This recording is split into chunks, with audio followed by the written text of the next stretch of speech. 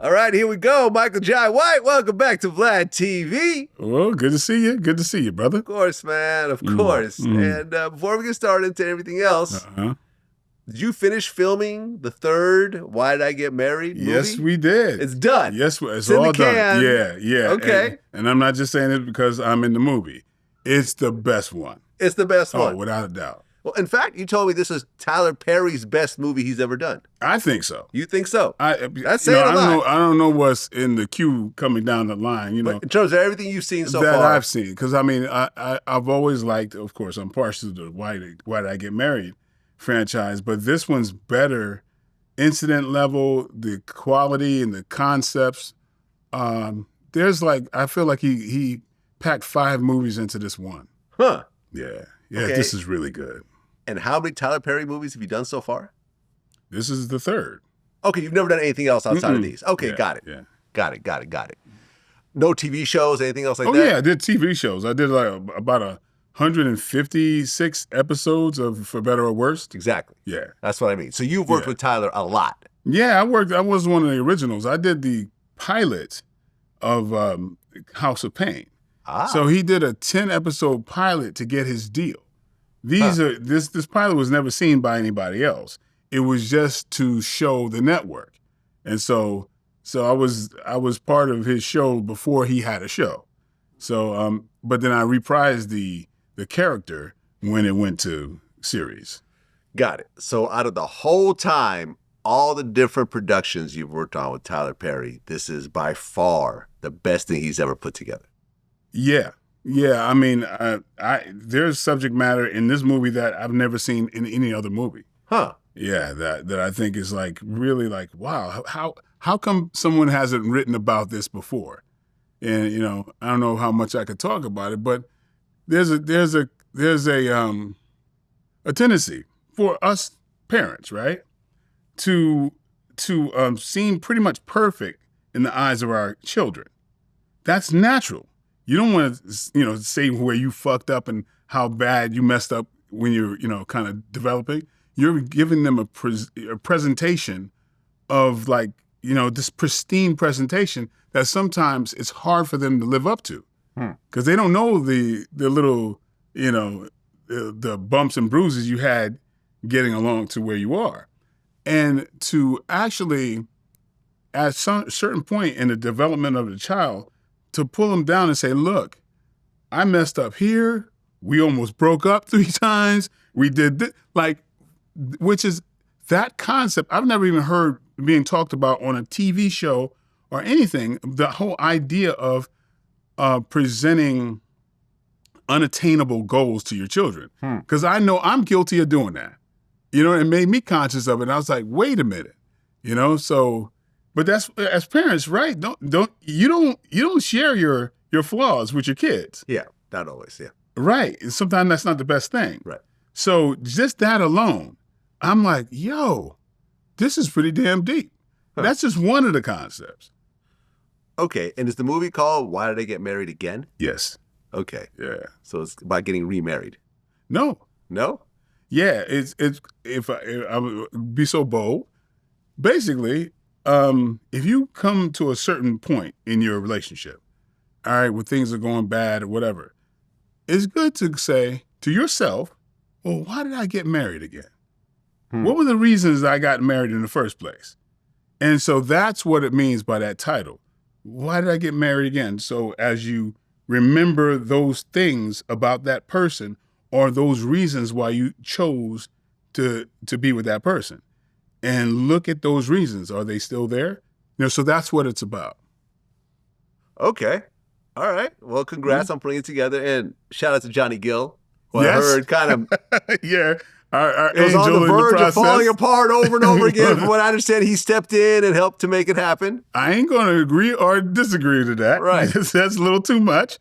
But Johnny Gill was very, very supportive in this whole process. There we have it. Yeah. There we have it. And...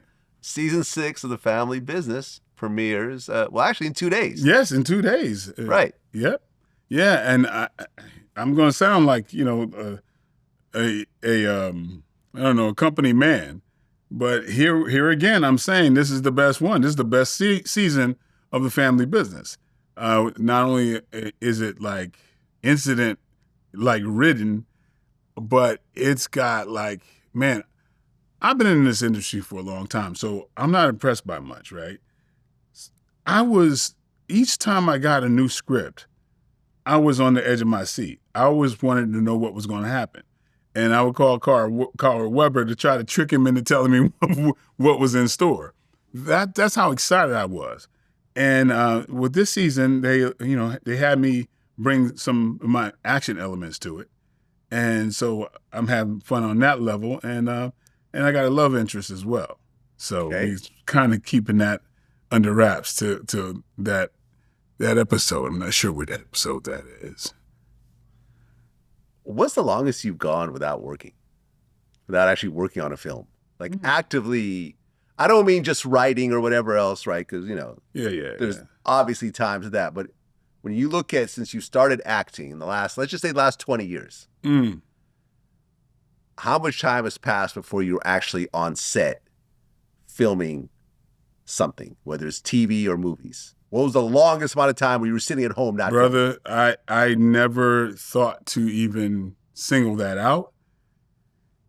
It would feel, I would say, 3 months. 3 months. It feels like it might have been 3 months. It could have been longer. Huh. But yeah, I don't recall a whole year or 6 months without working. And which is a trip because I turn down far more roles than I accept. Yeah, so sometimes, I could be like, I could use that money, but no. I could use this money, but no.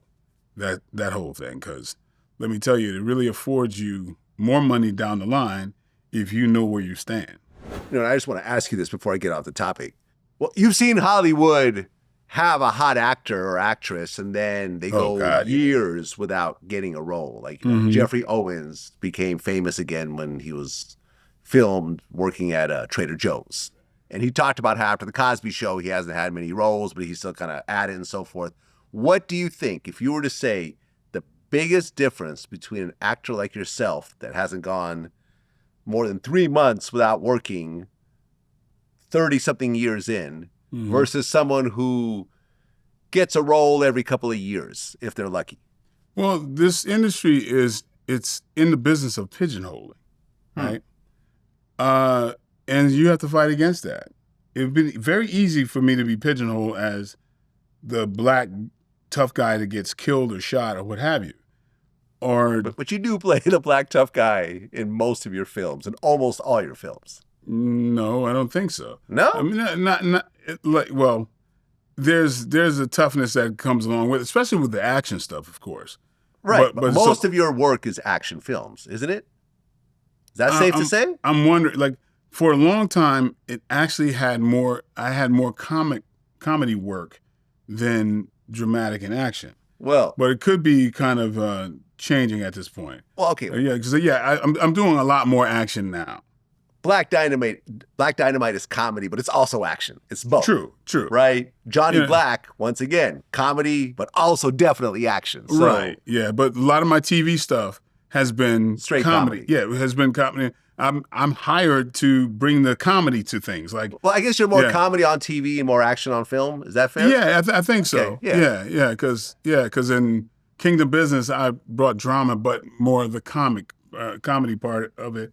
And so it's weird, but I seldom stop and assess what I've done. I'm always looking through the windshield rather than the rearview mirror.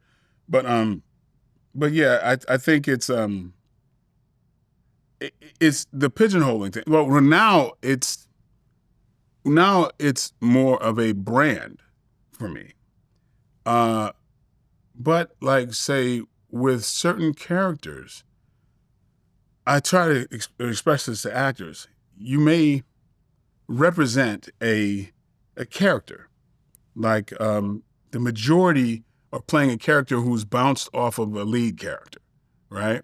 So here's a lead character who has a lot of attributes about themselves. That's why they're a lead. And the friend base is somebody's zany, somebody's dumb, another person's a brainiac, whatever. And so those those type of roles tend to go to people who that's in their wheelhouse. That's their brand, their mark. And so when somebody's a character actor, it's difficult if they don't have other characters that they can draw from. You know what I'm saying? So it's tough for, and I'm not saying it's impossible, but like if someone sees Alfonso Ribeiro, it's so, of course he'd probably like to play a thug, but is that within you? Or somebody would like to play the opposites. That's the task that the actor has to face. Or you'd have to face the fact that your limitations are just right there. And then nowadays you have to then create your own avenues. Again, nobody was going to write Black Dynamite for me. You know what I mean? That's never going to happen. Outlaw Johnny Black, a lot of these things, you know, Undisputed, like Never Back Downs, those things, they weren't going to write those things for me. You know what I'm saying? And so now you got to kind of, you know, claw your way, your path. You got to try to do that. But I had to have things behind me to be able to do that. So it's a little tricky. I remember when we talked about the whole business and we were talking about Taraji, the situation, and I was saying how my advice is to, she could then create her own avenues, but it's a little rough if that's not what you're trying to do. You want to be on a level playing field with others. And by the way, Taraji's in Why Did I Get Married 3 with us, and it was the first time working with her, which was wonderful. Oh, okay, that was the first time you guys ever worked together. My first time working with her. Oh, okay. Yeah, How was she? Oh man, we had too much fun. Okay. It was too much fun. Love it. Yeah, but so it's tricky. My heart goes out to a lot of actors, but I encourage everybody in this business to learn all you can. I mean, that person behind the camera, you know, the one that's doing the lighting and doing all of this and you don't know what that is, ask those questions. Knowledge is always going to make you powerful. So a lot of my actor friends sometimes never bother to learn other aspects. And sometimes when you don't learn those other aspects, you don't know how you fit in. And you're looking at it from just an actor standpoint and you're going, please hire me, please hire me. And then what happens is you start to lose yourself to the desire of acting when it should be yourself no matter what. If they don't hire you, that's their problem. You know what I mean? Because a lot of people's hearts are just on the pavement because they feel like they've been rejected. And I always say, they can't reject you. They don't know you. You know, they rejected, I guess, portrayal that you had, but you can't take that serious. It's all business. But yeah, it's tougher now for actors than it has been in a long time. Yeah, I remember I interviewed Lou Diamond Phillips. And if you remember his career, he came out the gate big. Oh, yeah. You know, La Bamba, was a Stand and Deliver. Then he did Young Guns and Young Guns 2. Yeah. And he even talked about how his head got so big that he didn't want to audition for roles. He's like, well, if they don't want me, I'm not even going to bother. And, you know, he would turn down stuff and so forth. And then before he knew it, the phone call stopped. And he had long stretches. You know how weird that is that you're telling me about Lou Diamond Phillips right now? Why is that? Because as a spectator, as an audience member, as a fan of Lou Diamond Phillips, me too. I really dug him. And then there was a movie that he did that I felt he just phoned in, right? And I think it was The Power of, it had some kind of Power or One, something like this. And I felt like he phoned it in. I felt personally like that, right? And then he lost me as a fan at that point. It's weird that you're talking about The First Power. The First Power, I guess. We talked about this. Well, it was not one of his best films. It told me that he didn't give a fuck. Right. This is well before I was even in the acting. I said to myself, and this is so weird that we're talking about him. Because of that, I said, I will never do that. What he just did, And so it's a weird thing that Lou Diamond Phillips experience I had has haunted me. Really? And I said, if I'm gonna do a movie, even if it's a bad movie, I'm gonna bust my ass to be the best I possibly can, because I don't want my audience to feel like I felt because of Lou Diamond Phillips. And I don't want to like, harp on it. He could have been great after that, but that happened to be my experience, and it just kind of always stuck with me not to do that. And for you to say that in so many words, it sounds like he's admitted. Yeah, he admitted to it. Yeah, so that's weird that I felt it. I felt it as a fan, and I said I can't do that to people. Yeah, and that's why I try to, like, whatever I do, I try to do it to death. Did you see Ice Cube's War of the Worlds? No. This movie got a 0 on Rotten Tomatoes. Oh, okay. I think I heard about that. Like, you couldn't escape. There was, I guess. Yeah. Yeah. There was a lot of posts about that. I didn't see the movie because there was enough criticizing it. And he claimed, he said it was bad because it was filmed during the pandemic, and I guess the director couldn't be in the same room as him, and it was something, but it was, it was pretty bad. I would say it was his worst film I've ever seen, and I'm actually an Ice Cube fan. Right. In general. Yeah. I haven't seen it, but some of the stuff that made it past. Yeah. Man, there was a time I talked to you about this, about there being two worlds. Mm-hmm. There's an alternate world of famous people where people no longer tell famous people the truth. Right. And everybody's under the same delusion. And you could be in that room and they could be like on something like, the clouds are red and the water's pink. Yeah, go along with it. I'm like, no, I'm not gonna do. Like, it's just this weird thing where. That's why it's like when people have a lot of praise. For me, I just look at it as, okay, you're conditioned to think that way. That may not be the reality, because I've seen a lot of very famous people who are dealing with an alternate world, and everybody's kissing their ass, and they don't see the truth anymore. I hate to be in that situation. I don't know if that's the situation with Brother Ice Cube, but it's really rough if you're like not interacting with common folk. I think you can get lost, and hopefully he can laugh at himself and go, okay, I'm going to learn from that and not do that again, if that's the case. But again, I didn't see the movie, but it did look kind of bad. Yeah, it was pretty bad. Yeah. Just overall, it was just a bad movie, and there were just parts where Ice Cube was like, it sounds like a table read. Right, yeah. It didn't sound like he really took that part seriously, and somehow it ended up in the movie. So you got to blame it on the director also. Well, yeah, but of course you can't do that, because a lot of people like see this is the same thing. The director's getting paid to do his thing, and are you going to be the one to tell Ice Cube you sound like you're reading? Yes. Right. Some people. I would. But hey, you would. I mean, you came up. This is your show. Right.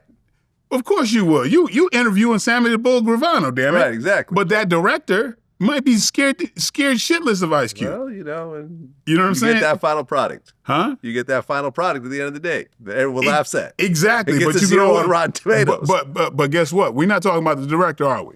No, we're talking about Ice Cube. Exactly. How do you know who the director is? Exactly. That's my point. And so he's like, shit, people don't know who I am. Great. You got one on more? That was fine. You good with that? Moving on. That's how that goes, man. So he's probably on to the next movie. Well, speaking of movies, you and I have talked about Bruce Lee a lot over the years. There is a thing I didn't know actually existed until today. It was called Bruceploitation. Okay. Do you know what this is? I can imagine, yeah. Right. So essentially what happened was after Bruce Lee died in 1973, because he became so popular, filmmakers, particularly in like Asia, started making films with Bruce Lee lookalikes with titles that are sort of like the same. Hey, I remember. Re-Enter the Dragon, Enter the Three Dragons, Enter Another Dragon, Return of the Fist of Fury. Yeah. The clones of Bruce Lee were where they actually get all the different Bruce Lees that have played Bruce Lee. Wow.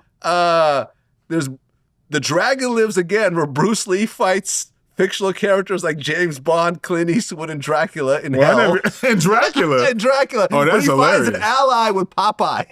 This is a real movie. Oh, come on. You got to send me that. No, this is a real movie. The Dragon Lives Again. There's also the movie called Bruce Lee Fights Back from the Grave. So clearly Bruce can't even rest in peace because he has to fight even from the grave. Yeah, man. Oh, wow. I didn't know about all those. But it's a whole thing. Oh, sure. I remember Game of Death, and when they tried to use, they actually had the nerve to have Bruce Lee's face on like a glass and over somebody else's body. And it's in the movie. And the face is frozen with this look on it. And then you see the body moving.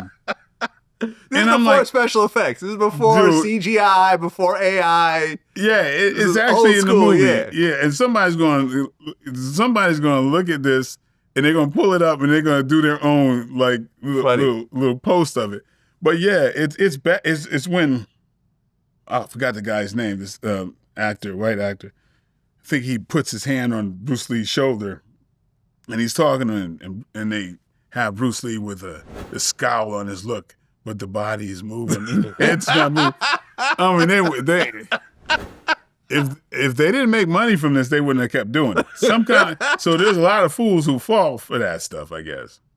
Well, there's a famous clip of you talking about what would happen if you had ever fought Bruce Lee. That whole Bruce Lee thing, if there was something I could take back, I would have taken back that statement because I just fucked with everybody's hero, including mine, right? So I sound like an absolute asshole, even though I'm, of course it's the truth. If he had to fight anybody that was above 150, you're an actor fighting a real fighter. Like if he had to fight Benny Urquidez, oh my God, Benny Urquidez. Fighting is not pretty. It's trading blows. If you're not used to getting hit, guess what's going to happen? So it's, I hate that I said it, but it is the truth. That never happened. That never happened. But let me ask you, but here's another question that I think you could answer. This would actually be a very interesting answer. Bruce Lee versus Jackie Chan. Yeah, I dared to say what I thought in that one too. We already talked about that one? Yeah, we absolutely talked about it. Okay, so we talked about Jackie Chan and you said Jackie Chan? An actual fight between Bruce Lee and Jackie Chan. An actual fight? What I would think? Yeah, who would win that fight? I think Jackie Chan would win. I mean, is not a professional fighter. But he is a. I would. If I was a betting man, I'd say Jackie Chan. Jackie Chan was bigger. Okay, just because of his physical size. Have you met Jackie Chan before? Briefly, yeah. How tall is he? He's not a small guy.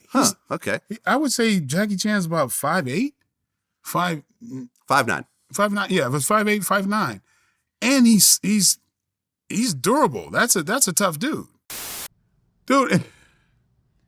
Like everybody wants to be a critic, right? Yeah. Especially, it's like, man, talk about martial arts and Dunning-Kruger effect is like on another level. So many people have their opinion about martial arts who never did it, right? It's like it is such a trip. And when you have a guy who is a martial arts that has a perspective, if it doesn't go along with their fantasy, they just completely reject it. So, Jackie Chan was an extra in some early Lee movies. So they've worked together in a limited type of fashion. Oh, absolutely. So he's seen Bruce Lee live right in front of him. Exactly. But and Jackie's relatively small. He's like 5'8". No, he's not. He's not small. 5'8" is bigger than Bruce Lee. Jackie Chan is 5'8", about 140 pounds. No way. Jackie Chan's bigger than that. That's what they say. Okay, but so sometimes 5'9". Some people say 5'9". Yeah, Jackie Chan's got some size on him. Yeah. Okay, so how? But it's so Bruce weird. Lee was 5'8". They're the same height. No, he wasn't. Okay, I mean, according to Google, he is. Okay. 5'8". And Google has maybe everything. 5'7". They're roughly the same size. No, they're not. Okay. But anyway, it So you hear the doesn't Jackie. matter. Okay. Yeah. Bruce Lee versus Wesley Snipes. Who's also a martial artist. It's ridiculous. It's just ridiculous to talk about this stuff. You know, who knows? I have no idea with that. Like, they both aren't. I don't know of either one of them in a real fight before. Okay, Bruce Lee versus Jet Li. I would say Bruce Lee would have to win that one because Jet Li admittedly says he's never fought before and he wouldn't know how. Oh, he's more of an acrobat. It's a performance That's thing. what I'm saying, yeah. Well, brother, the majority of it is all performance. I always say the reason I'm saying this because I have too much respect for real fighters. You can't just give those accolades to a person on screen, not even myself. Okay, Bruce Lee versus Chuck Norris. Oh, man, Chuck Norris was a real fighter. He really fought. Okay. And fighting is ugly. It's not pretty. Okay. And so when you're exchanging, it's like Bruce Lee would be not on a good end of that. And Okay. Chuck is very humble. He's a tried and true martial artist. He would never, I think he would always give respect to Bruce Lee. But how would you expect a guy Chuck Norris, who has fought all of these people? Chuck wasn't slow either. Like, he was not slow, and he was effective. So, there's times where you get a guy who's used to getting slugged in the head against a guy who's not. So, nobody wants to hear that Chuck Norris would have been a problem for Bruce Lee because everybody wants to believe that Bruce Lee really fought. And I'm like, you have a right to your own delusions. Okay. It's like, so if you want to believe that, go ahead. I'm not going to stop you. Bruce Lee versus Van Damme. Van Damme, because Bruce Lee was in the casket at that time. No, I'm saying they're both alive at the same time. Can we have a grown-up conversation? Can we please have a grown-up conversation? What is it? It's going to be Bewitched versus Genie next? What? Can I have a few more on the list? Mind if I just list them? Oh, go ahead. Bruce Lee versus Sylvester Stallone. You're just trying They're to both get about the same size. Also, Sylvester's pretty short. Dude, the ghost of Bruce Lee, okay? I'm just going to say Bruce Lee. All right, say Bruce Lee versus Mike Tyson. Bruce Lee, okay? Just to shut everything up, because everybody wants to believe that Bruce Lee can beat up Godzilla. So I'm just going to say Bruce Lee and get, just cut to some, we just go to some adult conversations. Okay, fair enough. Yeah, Bruce Lee versus everybody. He just beat everybody. What was that, like one man? Wait. What was it? It was one gorilla versus 100 men. Right. So it'd be like one Bruce Lee versus 100 men. Yeah, Beat all 100. You got to get more gorillas because Bruce Lee's is going to go right through them. Well, speaking of fighting, you correctly predicted that Terence Crawford would beat Canelo. Mm. Do you feel that Canelo's going to win? No. Really? No. So you would put your money on Crawford? Yes. You'd make money. Okay. Just put that out there. Mm-hmm. Why do you think Crawford's going to beat him? Because Crawford could find people to fight like Canelo, who is amazing. Canelo has oh my God, like his he evolved. I saw how he evolved defensively and everything. I just don't think he's as fast as Crawford. And I think Crawford is just a little step ahead as far as movement is concerned. And so I think it's going to be Mayweather Canelo Part 2. That's what I think. I don't think that was a stretch at all. Well, here's the thing, right? I mean, according to the odds, at the beginning, betonline.ag, the opening odds were Canelo was -150, Terence was +120. But as we got to right before the fight, Canelo moved down to -180, and Crawford went up to 139, meaning that Canelo became more and more of a favorite, and Crawford became more and more of a long shot. Okay, yeah. But once that fight started, let me tell you, Canelo definitely won that fight. Said no one ever. That's coming with the laugh tracks on it. And man, those judges that had the judge who had him winning by 2 rounds. Well, he had Canelo winning by 2 rounds? No, had Crawford winning by only 2 rounds. Huh? No, which is insane. He won pretty much every round. Yeah. So I'm like, what the hell was up with that? I mean, that was just. I mean, it was what I thought it was going to be.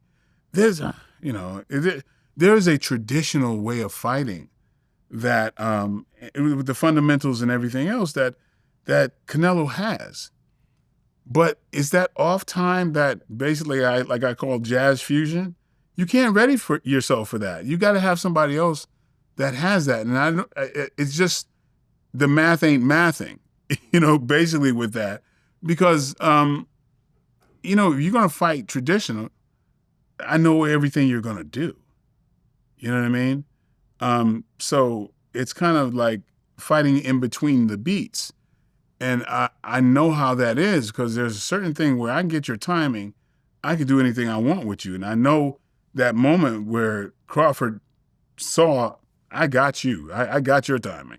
Yep. And so, it wasn't going to change from that point. Well, yeah, Terence Crawford became the first male boxer in the 4-belt era to achieve undisputed champion status in 3 divisions: junior welterweight, and super middleweight. He went up in weight to fight Canelo, which is why I think a lot of people thought that he wouldn't pull it off. Right. Canelo was bigger, stockier, and we've talked about this. It's just being denser and bigger, that gives you a natural advantage. Yeah. But Crawford just did his thing in that ring. Well, when you get hit by the punch that you don't see coming, that kind of makes up for things. Oh, yeah. But again, we're dealing with weights that are similar, though. Yeah. Yeah. So it's and Crawford's balance, all that type of stuff, kind of goes in his favor. Just like with Floyd Mayweather, can retreat and have you walk into something. So that's basically magnifying the power, due to your movement. So, Crawford does that same thing, but he's just steps ahead. He's having fun at that point, Yeah, I mean, it was such a clear victory. Canelo basically, when he was doing like the post-fight conference, said, I have a lot of respect for him. He said a lot of respect for him. He said he was just, I couldn't figure out his style. Yeah, I have a lot of respect for Canelo for that, because he could have said any delusional thing he wanted to, and his audience would have been right behind him. That's right. So basically, Viva la Mexico! He was like John McClane. Yeah. Is it McClane? John McCain telling that woman, no, Obama's a good man. He's not a Muslim. You know what I mean? Yeah. He could have went along with that groundswell, but Canelo said no. He didn't give any excuses. Yeah, he said he lost. So that is a man. That is so, I so respect that, because his audience would have been like, just give us an excuse. Yeah.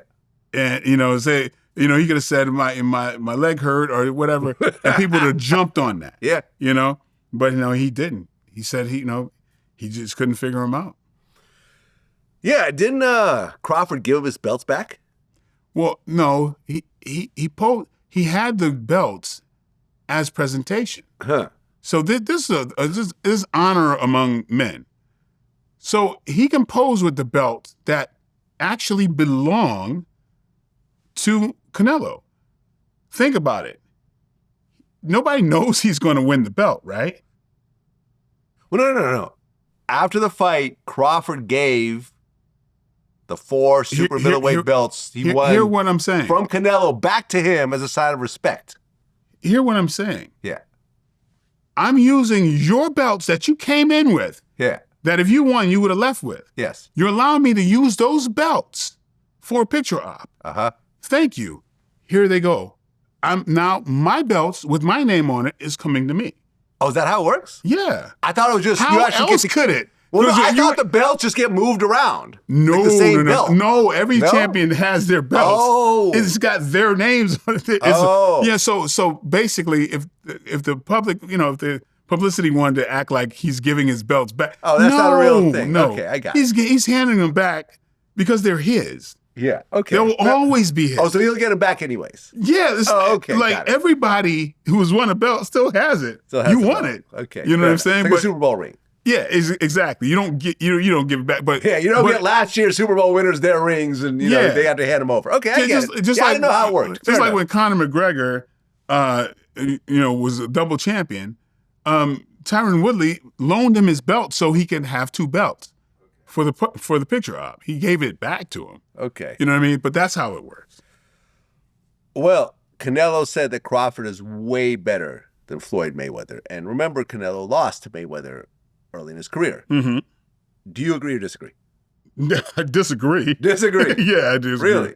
I mean, no, I wouldn't say Crawford. I don't think Crawford would say he's way better. Well, he didn't say it. He didn't say it. That was Canelo saying it. No. Well, it depends on how you look at it. Okay, Crawford would get hit by Canelo. Mayweather did. Mm. You can look at that. How do you want to? That is true, yeah. Yeah. Like Mayweather made him miss almost everything and beat him decisively. So Crawford took punishment from Canelo. So I mean, a lot of people are into hating Floyd Mayweather. Because he can present himself like a heel. Yeah. And then I think other boxers really are jealous of him, but you can't argue. No one's had the skill level of Mayweather. Yeah, I mean, do you see Crawford going 50-0, 51-0, that type of thing? Yeah, I think he could. Yeah, I mean, if he goes back down to his weight class, or whatever, come on now. Yeah, that's true. Yeah, you're right. Yeah, he'll start dominating. Yeah, just start running that whole class. Yeah, he could very well do that. Now, what was crazy though was that Terence Crawford had a whole parade in Nebraska, Mm-hmm. and then after the parade, he was pulled over and held to gunpoint by police. Mm-hmm. Him and some other people in the car. Mm. That's crazy. Yeah, because some reason after he won the belt, he was still black. I think he was. Yeah. Yeah. But one thing about Crawford, he's so unassuming. Like he's low key. He is just low key, which is great because when we talked about those two worlds, he keeps himself within the real world. Not the world that you could make for yourself as a celebrity. So that's kudos to him because people who live in the real world with the rest of us, they tend to have a much happier life. Yeah. I mean, look, I'm now a super fan after seeing that because I was going with the odds. I thought Canelo was going to win. I was going with the odds. I think that's a fair way to go. Most people thought Canelo was going to win. And most people were wrong. Yeah, because Crawford absolutely dominated. Yeah, I didn't think for a second. Yeah, that Canelo was going to win that one. Yeah, I mean, part of our interview actually made it into the Netflix documentary. Right. Yes. Before the fight. Yeah. Which we're going to be suing Netflix over, just so you know. I remember when I saw that. Our lawyers have already reached out. It's been copyrighted. Netflix, you got to do better. Come on, you can't just grab people's copyrighted content and throw it up in your documentaries and not actually pay people for it. So you go work that out. Yeah, I was in that clip, wasn't I? You were in that, yeah. Yeah, well, I ain't got no problem with Netflix, though. I don't want no problem with Netflix. Well, Jake Paul versus Gervonta Davis, according to betonline.ag. Jake Paul is plus 136, Gervonta is minus 175. So Gervonta is clearly, what they're saying is going to be the winner. What do you think? Very big weight difference. It's like 30 pounds. Yeah. Isn't it over that? Well, no, because Jake Paul went down to like 195. That's a better weight for him to me. Yeah, but he went down to 195. What would he be on fight day? I mean, I'm sure he'd be bigger than that. Well, I was actually wrong. So the maximum weight for both of them is 195. So Jake Paul's going to go down to 195. Davis is usually at 135 pounds. That's a 60-pound difference. Like, he might bulk up a little bit. Yeah. But how much can you really go up to? You know, I keep saying... Yeah, because Jake Paul is usually about 227. Okay. Yeah. Yeah, so that's like my weight. So I keep saying I got to hand it to him because he creates these interesting matchups. Yeah. He could have... But the fact that Gervonta, I believe he spars people that are much heavier than him. And, that uppercut, damn. Who do you got? I would have to bet on Gervonta because for all the little things, all that, and the fact that he's not old. Yeah. Yeah. I think he makes up for the weight situation. Okay, so this is the first time that Jake Paul's fighting an actual boxing champion, an active, young boxing champion. Everyone else he's fought was either way older or like, was it Tommy Fury, I think? Yeah, the guy was a legitimate boxer. Yeah. A legitimate boxer, but not a champion. Right. He's fighting a champion, although a very little champion compared to him. Yes. So this is sort of a, I don't know, man, like. If it wasn't Gervonta Davis, it was somebody else in that weight category. It'd be ridiculous. Yeah, it'd be ridiculous. But Gervonta, I mean, technique-wise and heart-wise, that makes it interesting. Like, again, kudos goes to Jake Paul because it kind of worked its way up, even though the guy is so much smaller. Yeah, look, I mean, I'm happy that Jake is bringing excitement to the sport and so forth, but you just have these, like, people fighting bears and, there might be a boxing match with a weapon involved of some sort. Like, people have sticks. Like, I feel it's just getting more and more ridiculous. And really, outside of Crawford Canelo, there's really very little excitement over pure boxing. True. Think about it. Like, the Canelo-Crawford fight, I think, was the biggest fight of the last maybe 10 years. What was the last major fight before this one where everyone just needed to see it? Major fight. Major. Maybe it could be 10 years. I can't think of anything really exciting in the boxing realm. Let's take a look. Let me think of Pacquiao. I mean, yeah, there's Mayweather, Pacquiao, but this was sort of a Pacquiao that was sort of on his way out. Oh, you mean Mayweather, Pacquiao? Yeah. Why is that?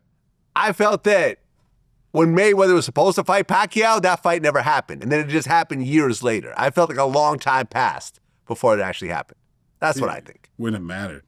Okay. I'm not saying that it would have gone differently. I'm just saying at the time that Pacquiao was at his prime, I felt that Pacquiao kind of fought Mayweather. Pacquiao was at his prime. Where do you think Mayweather was? What's the age difference? Let me see. Is there an age difference? Let me see. Mayweather has been... That was when Mayweather was more dangerous and when his hands didn't hurt. I think he would have been... Okay, I'm wrong.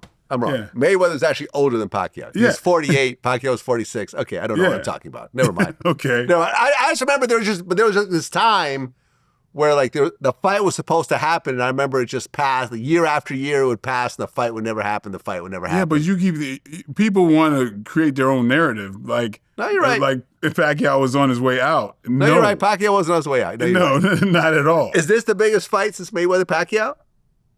Oh, the Crawford. Yeah. Between then, I mean, you had of course. Because, Joshua versus Klitschko, Tyson Fury versus Wilder, the trilogy, but I don't feel like those fights were as exciting as this right here. It's simply Canelo was a top guy, period. Exactly. For a very long time. That's what I'm saying. Yeah, so, nothing could have topped that. Yeah? Yeah. So you have your money on Gervonta? Yeah. If I was going to bet, I'd say Gervonta. Okay. It's those little things, man. Those little things. And I don't know if a guy that size is going to be fast enough to catch Gervonta.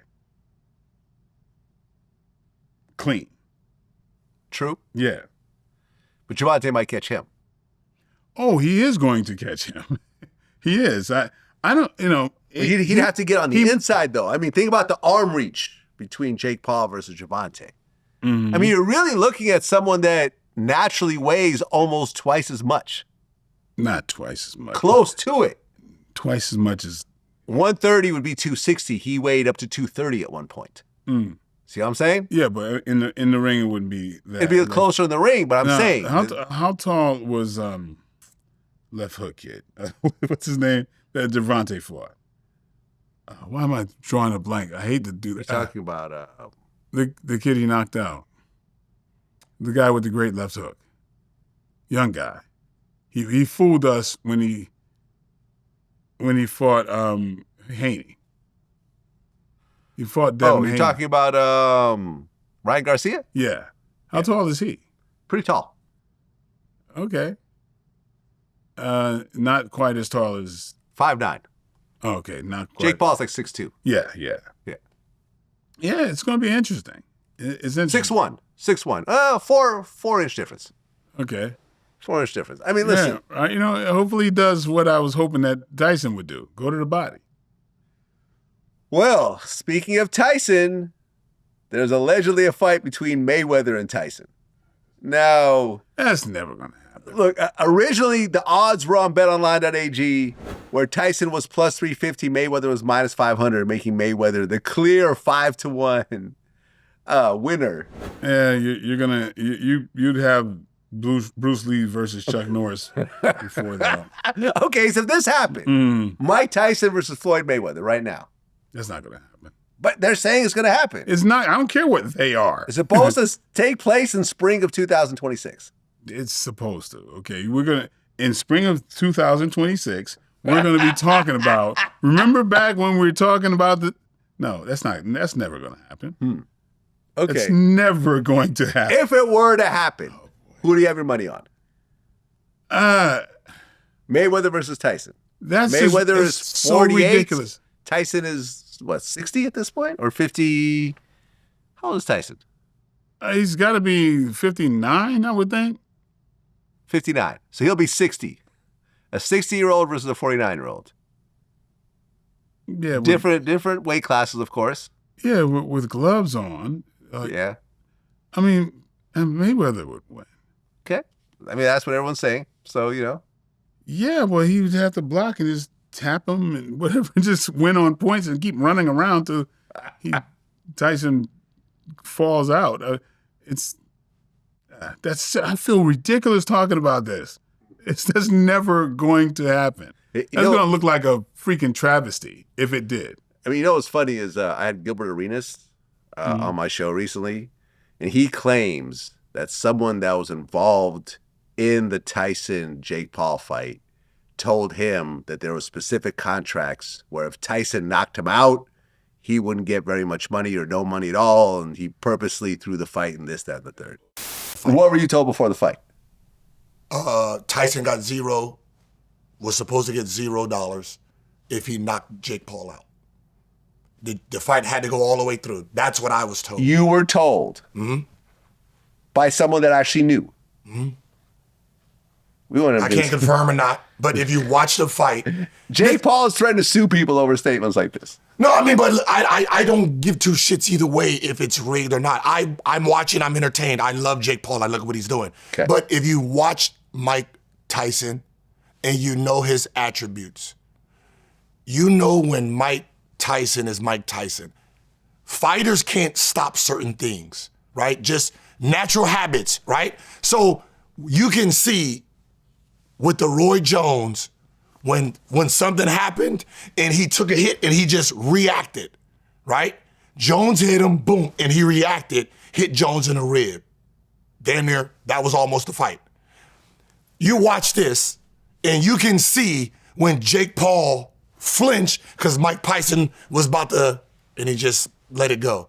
So when Mike Tyson bites his what's the name, that's when he's holding back. When he's sitting there and he's biting that's the when he's biting the glove, he's cooling down his temperament. That's bullshit. People, conspiratorial-minded people are going to find conspiracies. Everybody finds what they're looking for, and they're going to jump on that. I think it's ridiculous because when something is live, it's very easy to mess up if there was supposedly some kind of fix. You're talking choreography. You don't know what punch to react to. You could react to the wrong thing and with playback could show, what's going on. People don't realize how hard that is to do. And if you could be throwing a punch and if the person weaves into the punch and they get knocked out, it just is what happened. There's so many things that can go wrong. You cannot stage that stuff. It's just ridiculous. Yep. So somebody has to really put it on its feet and see all the things. Everybody, it's fixed. Everybody can say that because they watch television and they watch things and whatever. It's like there's only a few areas where somebody can fix something. You get hit and you go, that kind of hurt. Maybe I can go down. But that's how you're fixing that. But when you're up fighting back and forth, and I got to agree not to knock somebody out, you know what that's going to look like? I'm not going to commit 100% to anything. Right? You can't commit to 100% to anything because what if that knocks him out? So that's how bullshit that is. Mike Tyson in that first round was trying to decapitate him, period. So he's swinging and he moves his head. What if he didn't move his head? You know what I'm saying? Yeah, listen, I agree with you. Yeah. I watched the fight. I didn't see a fix. I thought it was a real fight. Have you seen a fix? Has anybody really seen a fix? Not really. You think about when Roy Jones was fighting Montel. Whoa, wait. Now that you say Roy Jones, I feel like the second half of the Mike Tyson-Roy Jones fight, I felt that Tyson went easy on him. I felt that Tyson could have knocked him out. That's not a fix. That's a little fixy. No. It's a little fixy. I mean, if that was a real fight, if that was like a real, my belts are on the line, Tyson would have knocked him out. You keep thinking about the Tyson of 20 years ago. Right. For one thing. Okay. Do you think Tyson, and I'm not, no disparaging on him, admittedly, do you think he's done the most healthy things for himself over these years? No, admittedly so, right? Okay. So there's a lot of wear and tear that goes on and he has to overcome. You can't hold up the Tyson from several years ago and think and be expecting that. One thing I could agree with you on, they might have been in a sparring mode at a certain point. Because, why are we trying to kill each other? That I could agree with. Right, that's all I'm saying. That's not a fix. That is not a fix. I just feel like when you get in the ring with someone, you're actually trying to win or you're just taking it easy. Well, you could take it easy. So here's what I'm saying. What I started to say is if you remember when Roy Jones fought Montel Griffin, was it Griffin? And Montel took a knee. Montel Griffin, yeah. Yeah, he took a knee. And Roy Jones hit him while he was on his knee. I remember that fight. Right? Yeah. He got disqualified, I think. Yes, yeah. Right. But he hit him while he was on his knee, right? Montel Griffin goes, what? Right. And then suddenly he knocked himself out, basically. Exactly. Pretending to get knocked out. Exactly. Because he knew he just won. Yeah. That just then, you saw that. Everybody saw him go, like, yo, man, you hit me. What? Oh. Maybe I should go down. Right? Everybody saw that. That's what I'm saying. You don't get away with much. And when it's live, you can't get away with much. Because we all see you. Yeah. You know what I mean? Somebody gets hit. Imagine somebody gets hit and goes like this. Those eyes just shift for a second and look where he's going. That's what happens. You going to practice getting hit and not looking down? You know what I'm saying? There's a lot of little stuff because I've been in the business of doing choreography and trying to make it look real. So when I see bad choreography, it stands out. Like, you know what I'm saying? So I'm just saying to people, it's not as easy as you think it is, because that one eye movement, here's a punch and you go like that, everybody's going to be ducking. I mean, everybody's going to be like, oh, wait, we saw that? You know, look at the dude that got assassinated. A guy scratched something, and they say, oh, you see there? That's a signal. That's a signal right before this dude got shot. And it's like, everybody nowadays got to be the smartest person in the room. They got, you know, they see the conspiracy. Oh, remember, right before the shot, this person did this. They rubbed their nose. That's it. So a lot of people are going to do that. It's everybody thinks they're so much smarter than they are, and you just got to humor that, you know. So yeah, if you're looking for a conspiracy, you're gonna find it. Well, speaking of knockouts, did you see that fight between Wanderlei Silva and Popo? Popo? Yeah, it was a former boxing champion, Acelino Popo Freitas. It was an exhibition match in Brazil. You haven't seen this fight? Oh my God, let me show you. Is it the thing where a guy who in a suit punched him? Yes. Oh yeah, it's weird how I don't even watch very much social media, but that came across my desk. Yeah, I saw. I mean, nowadays I don't know what to believe half the time. But yeah, somebody knocked out Wanderlei. Yeah, I mean. Yeah, he's still fighting.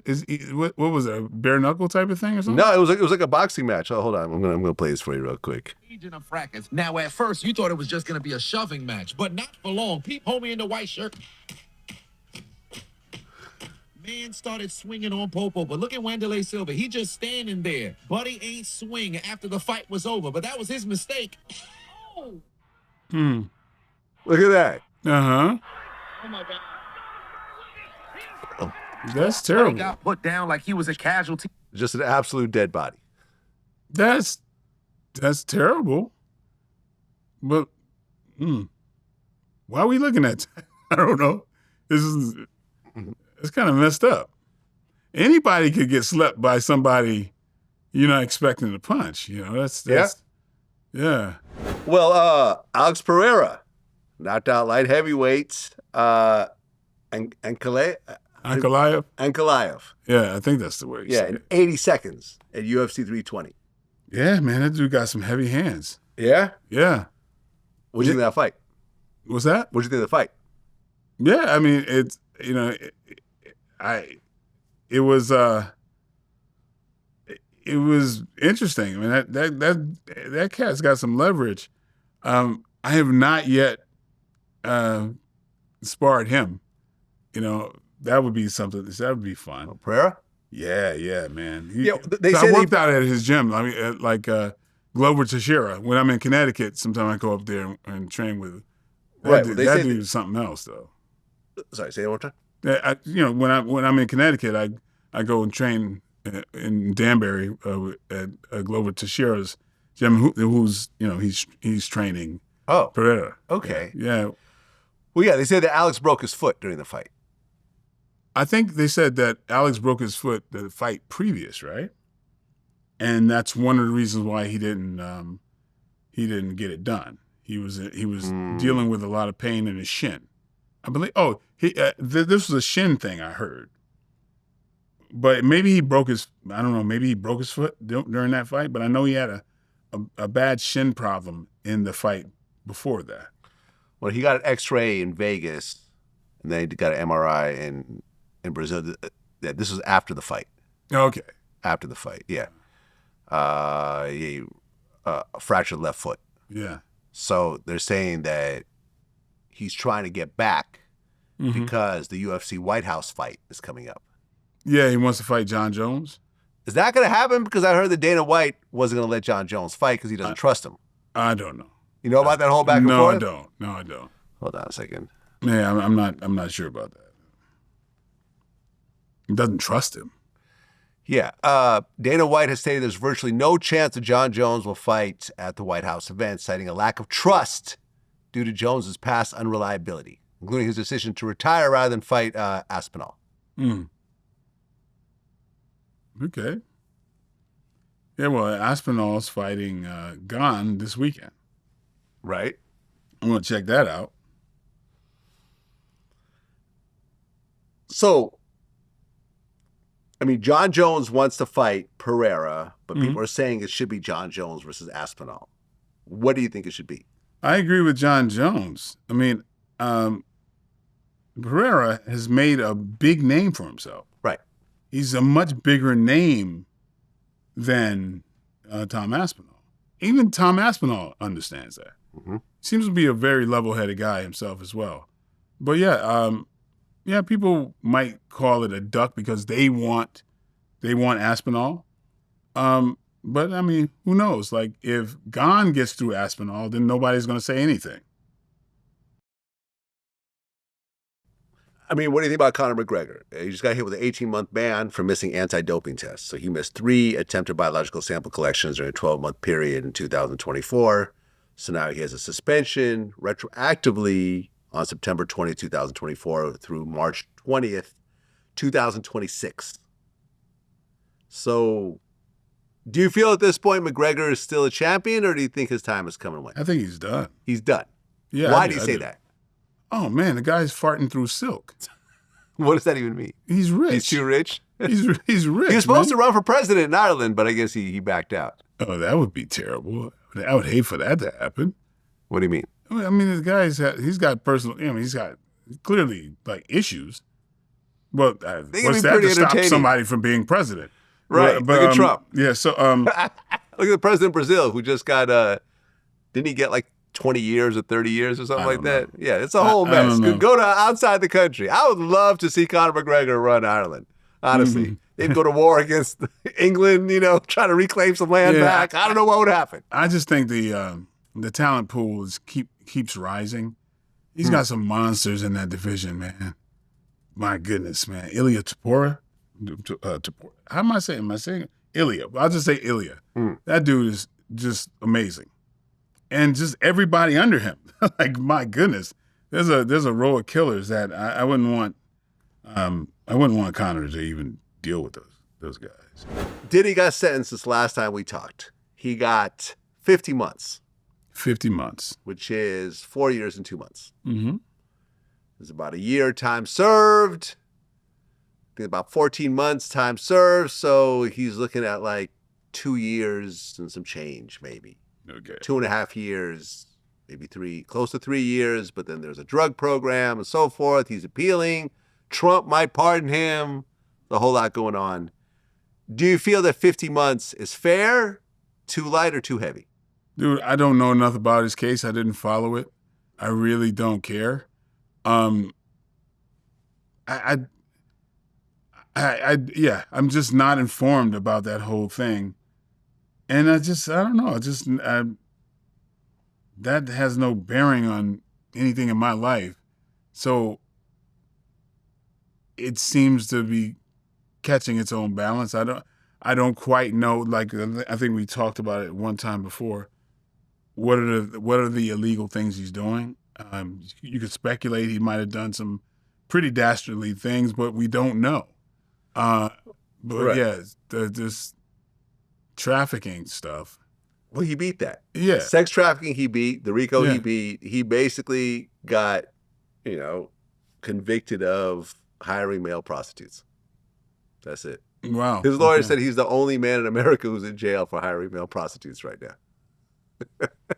Oh, well. I just don't know about the ins and outs, and I don't know enough about that to comment. Yeah. I mean, look, I interviewed like 5 of the male prostitutes at this point. told some interesting stories. I definitely know a lot more about Diddy than I wanted to know, but here we are. And, and you can't make this stuff up. So, Diddy has to do federal time, and his lawyers have requested he do his time at Fort Dix. This sounds like a joke that you just said. No, this is real. Fort Dix. It's spelled D-I-X, right? D-I-X, yes. Okay. All right. Yeah. Do you think that, okay, the majority of your life you've been in entertainment and you've seen the ebbs and flows, people getting canceled, uncanceled, and so forth, people coming, going. Do you feel that once Diddy gets out, he could reclaim some of his, fame and love that he's gotten before? Or do you think it's completely over for Diddy? He should just, he's just going to sail out into the sunset. People are made of something different nowadays. They're bought and sold. So I wouldn't put things past anyone. People, if he offers money, people will sell themselves. Yeah. So absolutely. I have no idea. But I would think that people chase the money, and he throws those breadcrumbs out. He could probably create whatever. I would have been so wrong about so many things these last couple of years. You could have asked me could a convicted felon become president, and I'd have been like, no. I'm like, no way. It's like, well, look at this. So, I mean, all bets are off. There's been an eye-opening situation in this country that, I don't know, like, you just can't second guess. I mean, but to be fair, right? Did you think, like, in your 20s, like, honestly, did you think in your lifetime you would have seen a black president? In your 20s? Put yourself back to that era. No. I mean, Tupac had songs like, even though it's heaven sent, I don't think we're ready to have a black president. Like, he had a song about it, basically saying there won't be a black president. And he didn't live to see it, but we both lived to see it. Yeah. Not only a black president, but a two-term black president. True. Who obliterated the polls both times. Yep. Clearly decisive wins.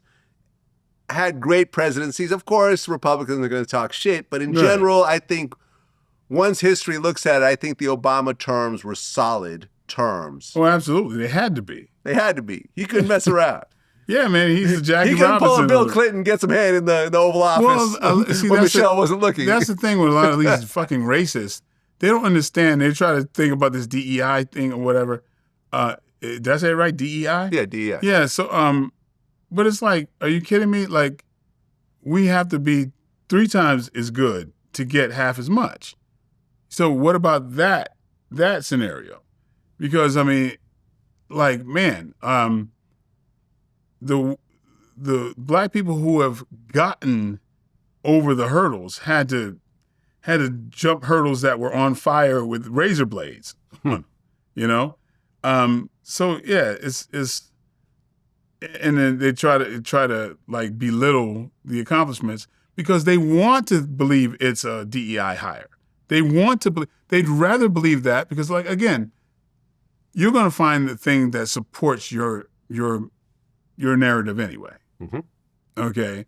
So Obama DEI? No, he had to be better. Obama was not a DEI hire. Right, okay. Yeah. He just had to be better. You can't use DEI for the presidency. Yeah, that's not a thing. Like, yeah, it's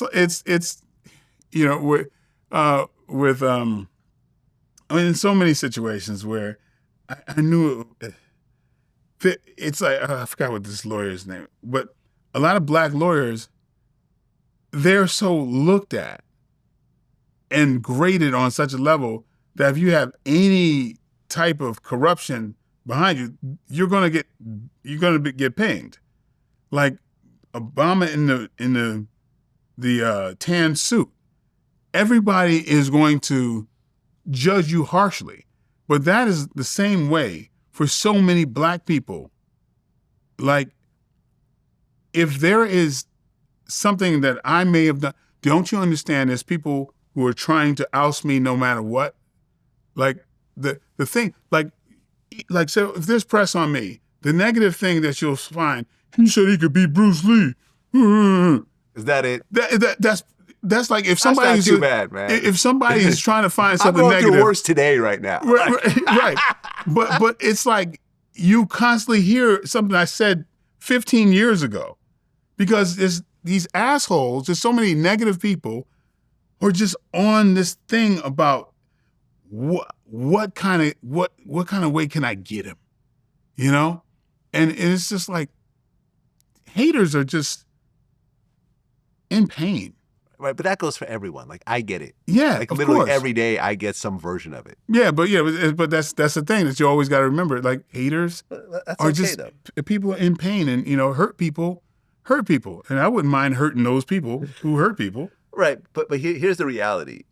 Academics made me realize this about haters. They're so vital to the ecosystem of what we do, because a Michael Jai White fan might go watch a video of yours and say, okay, that's pretty cool. Probably won't comment and say, yeah, I like that guy. He's pretty cool. I might go watch his next movie. A hater will look at that video and make a comment and come back and check to see if anyone responded. If no one responded, they'll go find some other comments, some positive comments, and respond. Yeah. Get Michael's dick out your mouth. Like, some shit like that. So, like, well, I can't compliment the guy. I gotta be gay. On the real. Right. And they'll come back and they'll give you like 20, 30 views. Yeah. Whereas your fan will only give you one. The haters are more important. You got to realize that. You have to have them. The haters are important. Yeah. I realized that a long time ago. I utilize my haters. I fan the hate flames. Like, I know. Come on. Yeah, I really don't read anything, but like the hate, I just feel sorry for a lot of folks like that, because, like I said, they're just just miserable people who are trying to spread misery. Yep. And I'm just like, wow, what kind of existence is that? Well, you mentioned DEI. Somebody that really was big on trying to put DEI on people like Michelle Obama and so forth was Charlie Kirk. You heard about some of the stuff that he said? Yeah, I heard about it. I never heard about the guy until after he was shot. True. Me neither. Yeah. Me neither. Because it's just not my world. Yeah, man. I just don't care about that. Yeah. Some guy that's super right wing, that's dancing around racism. I mean, didn't he said the what did he say? So Charlie Kirk, hold on, I'll play you the clip because it's actually kind of a famous clip.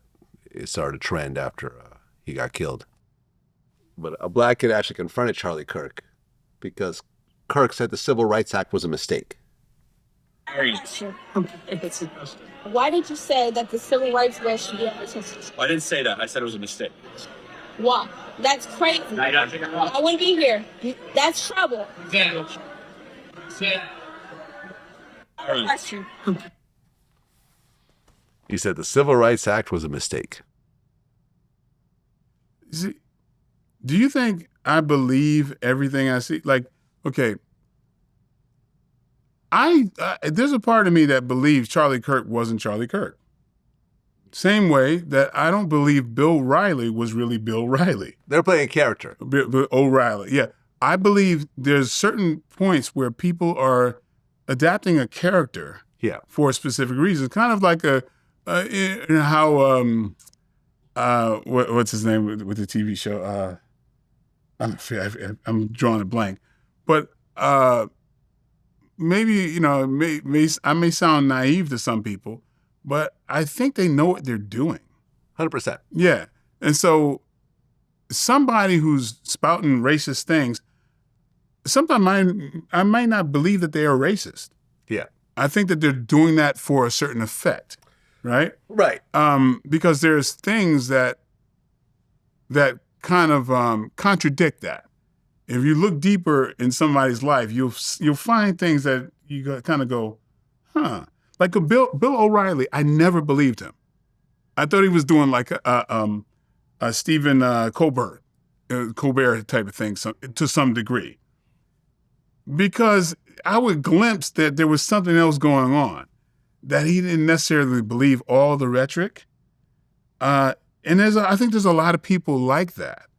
And I go, okay, you know what you're doing. You know this is pushing a hot button and it's going to engage a certain discourse, right? And so I'm just not ready to believe, even sometimes in the face of people saying racist things, that they might be completely racist. I think that they're trying to be famous sometimes. And so, but of course, yeah, they could espouse racist dogma and what have you. But when you're in front of the camera and I feel like you got a lot of other things ticking, I might not be as convinced. Yeah, look, regardless of what he said or the platform he stood on, he was a man, he had a wife, he had kids, he had supporters, and he had haters just like the rest of us. He didn't do what I do. I wasn't even aware of who he was. The first time I heard his name was when I saw the video of him getting killed, which was garish. I mean, to have your wife and kids see that, I don't know if his kids were there, but I think his wife was right there. It was just horrible. And I think a lot of people felt for it. Now, the one thing I didn't like was Jimmy Kimmel getting suspended over making a comment about it. What did you think about that? Dude, you know, I'm kind of an optimistic thinking person. I love how it righted itself. It did fairly quickly. It righted, and that's, I'd rather that happen than it never to have happened. If that sounds weird, right? I see what you're saying. Yeah. So I sometimes welcome these things just so people can react. You know what I mean? Because when people are asleep too long, you allow all these things happening.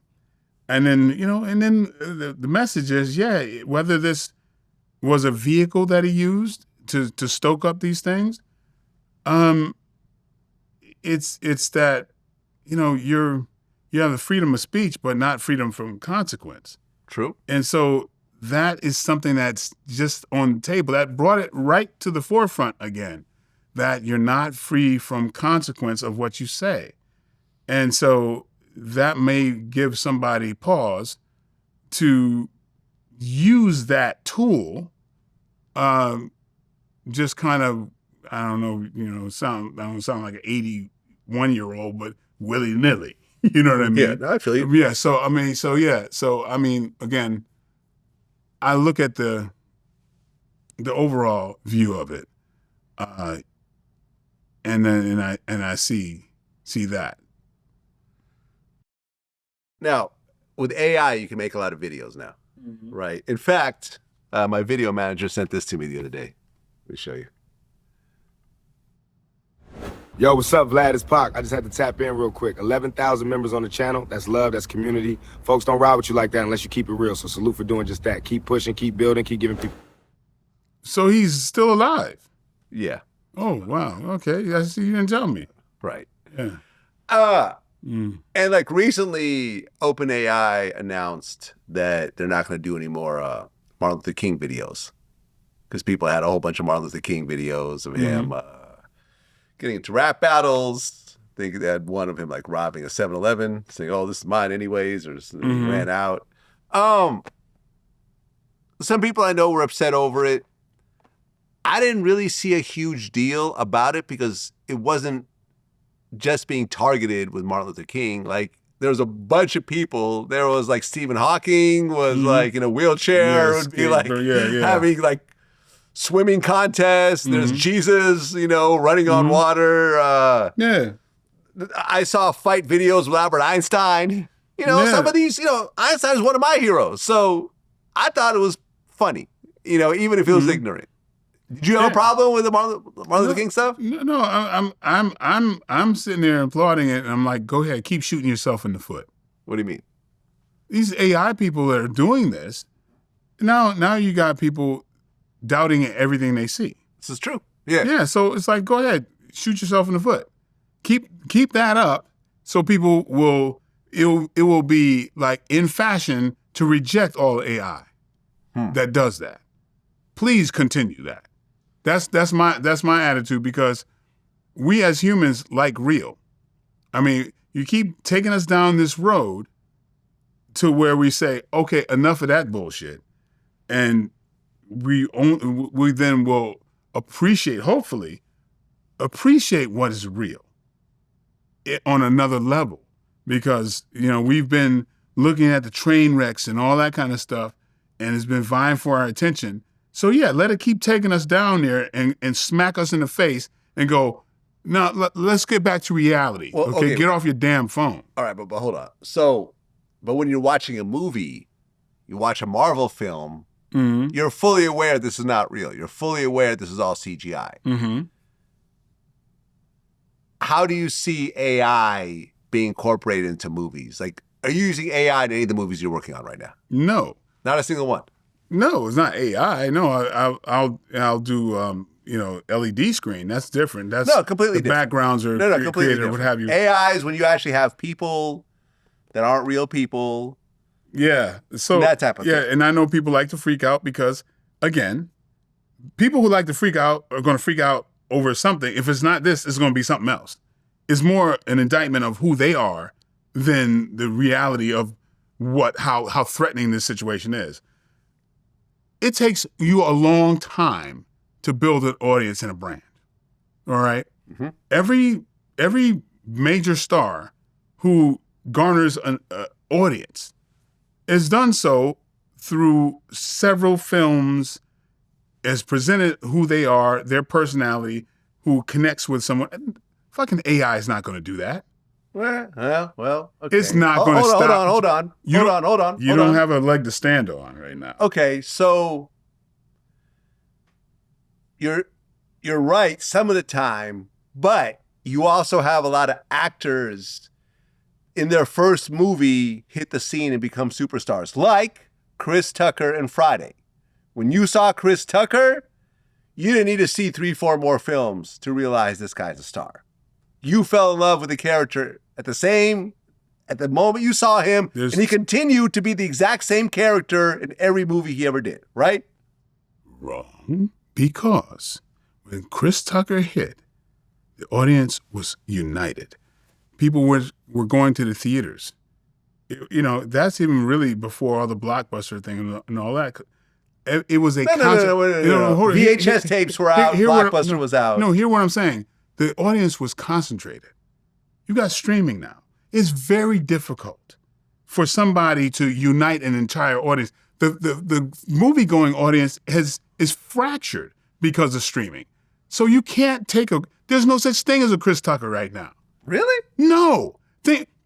What new person has done that? What about hold on. What new person in this day and age can pull in an audience like that on their first try? It's not possible. It's just not.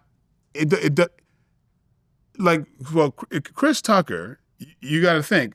There's Money Talks. There's certain things. I came later. Came later. Later than what? Friday was first. Money Talks was second. No. Yes, 100%. 100%. I'll bet my car right now. Let's bet cars. My car versus your car right now. My car versus your car right now. I'm not gonna do that. Exactly. I don't care that much about. But Friday was his first movie. Money Talks was his second. First movie. Friday was Chris Tucker's first movie. Yeah. Okay. Let's just look it up. It's not going to technically. I'm sure he's done other smaller roles before then. No, he did not. He did Def Jam, Def Comedy Jam. Okay. He did Def Comedy Jam. That was his first film. Vlad, let me say this. Chris Tucker didn't come from nowhere. You're technically right. He had an uncredited role in Meteor Man in 1993. In 1994, he was in House Party 3 playing Johnny Booze. I do not remember this character. Mm-hmm. And then 1995 was Friday, then Panther, then Dead Presidents. Then 1997 was The Fifth Element, Money Talks, Jackie Brown. 1998, Rush Hour. 2001, Rush Hour 2. 2007, allow Rush me Hour to 3. make my point. He had a few small, tiny little parts in a couple of movies, but his first starring role was Friday. What led him to the tiny little parts, bro? He was doing stand-up. There you go. Right. So you're going to say there's going to be an AI that's built up an audience through stand-up and then goes into the... No, what I'm saying is... No, he wouldn't have got those movies. He wouldn't have got any of that if he didn't build up to that point. So if you think that there's somebody who's going to be able to create a Chris Tucker out of like this clear blue, then you got something that you're talking about. That doesn't happen. You're talking about an original person who anybody by his voice or whatever knows who that is. That's unique. So if you're thinking AI can do that, I disagree that somebody can come up. But my point being with this AI, which to me, you're really proving my point. We're connected as human beings. We have a fan base. There's people who was a fan of Chris Tucker before he got there. Right. So I'm just saying, there may be the bartender in this movie might be AI. That's as the maximum I could imagine. Somebody goes, hey, here's a drink, whatever, thank you very much, and goes about their business. There's like 80 people like that in a movie. But replacing character that you identify with, you gotta build that up for a long time. You have to build it up for a long time. You're talking to an actor who knows actors who've had to build their career. Okay, but look, you have in movies, you have CGI characters that people love that are not real people. They have a voice behind them that a real person possibly made, but sometimes you have different voice actors for the same animated characters and so forth. Yeah. So look, well, here's what I think, right? This is what I think. And this is a very sort of rough idea I'm working out in my head. Yeah, it seems like you're just working it out. I'm kind of working this out. I'm working this out loud. Go ahead. Go for it. Remember at one point, you and I are old enough to remember that if you wanted to create music, you had to get a group of people together.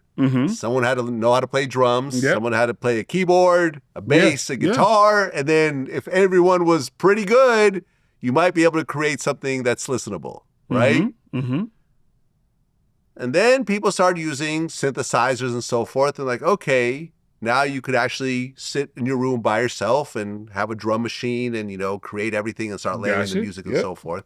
But the turning point came, I feel, between, because you still had to be a musician to play a synthesizer, right? You could play a traditional piano or you can get on an electronic keyboard. You still had to know how to play the piano. Yeah. Somewhat. Yeah. But then sampling came around. You're right. Most people didn't know how to use it. Yes, it's easy to loop something, but that's just a loop. That doesn't sound like nothing. Yeah. But then you had the standouts, the DJ Premiers, the Dr. Dre's, who actually took sampling and didn't traditionally know how to play music, never took music lessons, so didn't know how to play keyboards or anything else like that. But by using sampling, they created a whole new genre and a whole new art form that became the most dominant art form in the world, called hip-hop, based on sampling. I think the same thing will happen with AI. People are using AI in fairly lame ways now. You look at it, it's like, oh yeah, that's AI. But there's going to be a certain point where it's like, I can't tell whether this is AI or not, because it's AI mixed with actual human interaction to create something that a person couldn't create. And I think it's amazing that you could create these movie scenes without having any CGI knowledge, without having a camera crew, without having a green screen, without having actors, without even knowing how to direct. I think you're going to start seeing incredible stuff in the coming years when you can't even tell it's AI anymore. That's what I think. I would think that you would think that way, but again, like the music industry, you know how AI has ravished that, right? But you also know that the music industry really makes money on touring. Yeah. Well. They make money off touring and streaming. It depends on what side of the industry. The label makes the money on streaming. The artist makes the money on touring. That's kind of how traditionally it works in the major label system. So good luck touring your AI artists. But that's the thing. If you go to like South Korea, they have these AI characters and concerts, and people like show up to them and stuff like that. Who knows about that? I don't know what's going on. But but again, I don't fear this AI stuff. I don't fear it at all because we're connected as human beings, and we want that connection. Again, like, so yeah, music is is a short form entertainment. So yeah, I think there's the alchemy that people can create these things, and I keep hearing these amazing kind of renditions of music. They've run this direction on it, but I don't think it's going to garner that big audience of like tour. Oh yeah? Here we go. I was actually right. So virtual K-pop artists in South Korea have held huge concerts. So a virtual character named Plave, a virtual boy band, has sold out major venues, including Seoul's KSPO Dome, for a series of concerts in August of 2025. And they're having an encore concert in November. They sold out a huge arena. And it was all just CGI and like stuff on the screen and so forth. But people actually physically bought tickets and showed up. Okay. This is going to happen everywhere at some point. That's what you believe. That's what I believe. I don't believe it. Okay. Okay. Well, we just lost D'Angelo. Did you ever meet him? Yes, I met him. I've never met him. And I was such a huge fan too. Yeah, those 4 kids. I mean, Angie Stone. Yeah, last year as we well. interviewed her. Yeah, yeah. I mean, and her son. Yeah,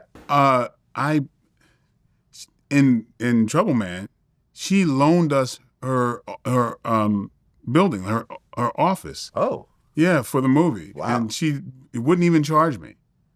She just did it out of love, And that's why I have a tribute to her at the end of the movie.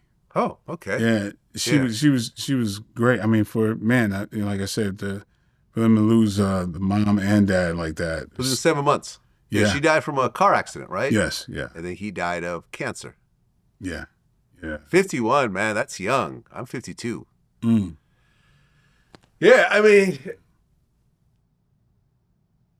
D'Angelo, I feel, kind of had a lot of problems in his life because he came out as like a superstar, right? Brown Sugar was a huge album. I bought it. Yeah. I bumped it, till the CD broke. And then I think Voodoo was the second album. Mm-hmm. Great album. A lot of big songs on it. Then he just disappeared for like 20 years. And then he came back with this like funk album that didn't really make a lot of sense to me. Mm. And then he disappeared again.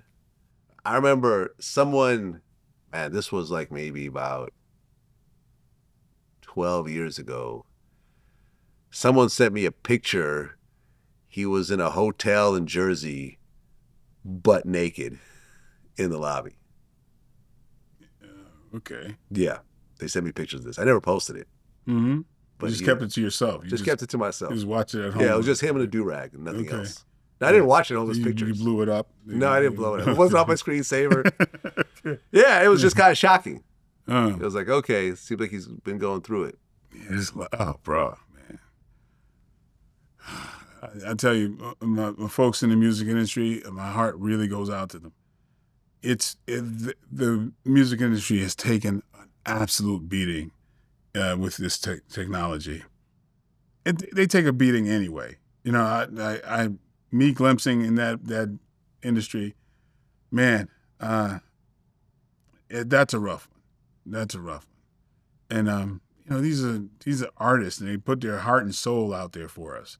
And these people are a little deeper connected into their emotions and the art than most of us are.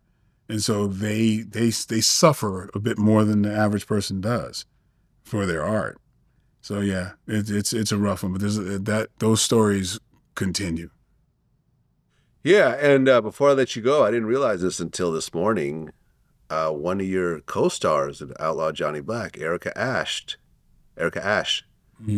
passed away from cancer last year at only 46 years old. Yeah. Erica, while we were shooting the movie, she told me this afterwards. Sometimes she would disappear during lunch. Oftentimes she's lying on the cold floor of her trailer in pain, just trying to deal with the pain of the cancer. But you would never know. I couldn't tell at all. Yeah. Because I watched that movie a few times. I watched it at your house, then I watched it at the premiere, and I watched it again when I rented it. Like, when I heard about it, I'm like, no, because she's younger than me. Yeah. But she had been battling it since 2016. Damn. Yeah. What kind of cancer was it? Stage 4 breast cancer. Ooh. She beat it twice. After the movie, I saw her when she was doing ADR. She was really thin. I thought she had just, went on a crash diet or something. But then she leveled with me and told me what she was going through, and she had long COVID, and it was just really hard on her. And I remember she gave a Christmas party where she was really kind of too weak to deal with the guests. So she would be seated and everybody would just come to her. But man, she never complained. She was just a trooper and just one of the most talented people I've ever met in my life. Yeah, man. I mean, you look at like her, Chadwick Boseman, you see these actors that continue to act until almost the very end. Yeah. It just sort of shows how much devotion they have to what they're doing, where they're just pushing through the pain. Because I remember when Boseman did his last movie, I forgot what it was, but everyone was clowning. Oh, he looks so skinny. He's this, he's that. Then you find out, oh my God, he had cancer. He just died. And when I was telling you about how we have to be 3 times as good, you look at Boseman, you look at Erica Ash, they were amazing. Erica Ash was when I say she's one of the most talented people I've ever met, I mean, my goodness, she was on a level of a black Carol Burnett. She could do everything. Dramatic, comedic, was a brilliant comedian. She's been on Mad TV. She's been on several, amazing shows. And with Outlaw Johnny Black, I wanted her to show, she just took over every scene that she was in. She's, it's a lot of people don't get their due, and because there's not a lot of material out there for them. So, she graced us with her presence, and we was just so lucky to have her, and she's such a wonderful person. She's sorely missed. Yeah, man, it made me sad when I read it. I didn't realize it. But her spirit is just she was a beautiful person. Yeah, I'm sorry for your loss, man. Yeah. Sorry for your loss. I'm sorry for everyone's loss. Because, yeah. The talent she had, if I would hope people could just research her and just see how amazing she was in everything she's done. Yeah, you'd be in for a treat if you really look. Does she have kids? No. You see that a lot in Hollywood. I've been meeting more and more women who are in their 40s who I feel like they purposely not had kids to focus on their careers. Yeah, that's a good thing for the kids, Yeah, probably. Yeah, because it's sad when people have kids for their own vanity, and that happens, and that's pretty bad. Yeah, so if someone doesn't want them, then it's great. Don't do it because, a lot of people get married because they say, I'm not getting any younger. Right. I'm like, oh, so you want to get old faster? Is that what you want to do? Because it's cheaper to keep her. Right, yeah. Stupidest term ever. Yeah, and then let me be unhappy because I don't want to financially, break away. Let me just be miserable. No, it's cheaper to leave. Yeah, in a lot of ways. Yeah. Yeah, man. Well, we're going to switch places. You're going to interview me. Okay. Let's do this. Well, welcome to the show. It's Vlad. Vlad Lebovny? Vlad Lebovny. Okay, I got it right. Well, we're on Michael J. White TV right now. Okay. Good to see you. Now, I notice a lot of times you have drums behind you. Okay. Do you actually play the drums? Not at all. You don't play the drums? No, not at all. So you just front. You just thought I'm just was just a great backdrop, and you've kept it all this time. Yeah, it was like when we started using the studio, it's a rehearsal space. So the drum set was already there. So we just incorporated it into the shot. But then when we built the New York studio, we kind of recreated the drum set over there. Gotcha. But this is permanent. This is here whether we're here or not. Okay. Yeah, I don't play any drums. And no endorsement from Evans Drums? I probably should, right? That's actually a good idea. Yeah. Something. Yeah, nothing. So you could give a shout out right now to some drum manufacturer. That's right. Yeah. If you're a drum company, reach out to me. We'll put your logo back there. We'll make some money together. Yeah, and then maybe you can learn how to. I mean, at this point, if you just start, I might as well learn how to play drums. Do you know how to play anything? Other than people's emotions. I'm a DJ, so I know how to DJ. Uh-huh. I haven't DJed in a while, but I was an actual real DJ, toured all around the world and everything else like that doing it. Growing up, I played the piano a little bit. I played the clarinet and saxophone a little bit. Yeah.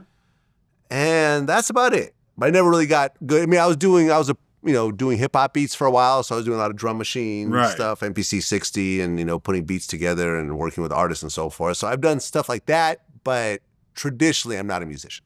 Right, but you did play the clarinet, so I could at one point, yeah. Yeah, so instead of getting beat up, you wanted to do DJing. That kept people from the clarinet, something about a clarinet and getting beat up. Yeah, play the clarinet. But next time you come by my house, we gotta see what your skills are on the piano. You still on the piano now? I mean, I could do chopsticks. That's pretty much it. Okay. Yeah, no, Right. I mean, I took lessons over the years, but I never was very good at it. Yeah, that's the thing about me. People freak out when they see me play the piano. Oh, you actually play the piano? Yeah, I had no idea. Yeah, but do you have a piano at your house? There's a big ass white piano. Okay, next time I come over, but I'm usually in the back. I'm usually in the movie room. So yeah, you're in the Jim Crow seats. Okay. I will leave that one alone. Yeah, man. So, but you're looking good. You dropped weight, I see. Thank you. Yeah, Thank you. Is that a medical thing behind that? Or? It is somewhat, because when I did my physical a few months ago, they told me I was at the very bottom range of being pre-diabetic. Oh boy. And that scared the shit out of me, because I know people with diabetes. Boosie has diabetes. I've interviewed, Irv Gotti, who died of diabetes. Mm-hmm. It's just not something I ever want. Yeah. So when I heard that, I said, well, what do I do? He's, the doctor said, well, if you lose weight, that'll get you out of that range. I said, I'm on it. Because I've lost weight before. I've been lighter, I'm at 205. I was at 215 at the time.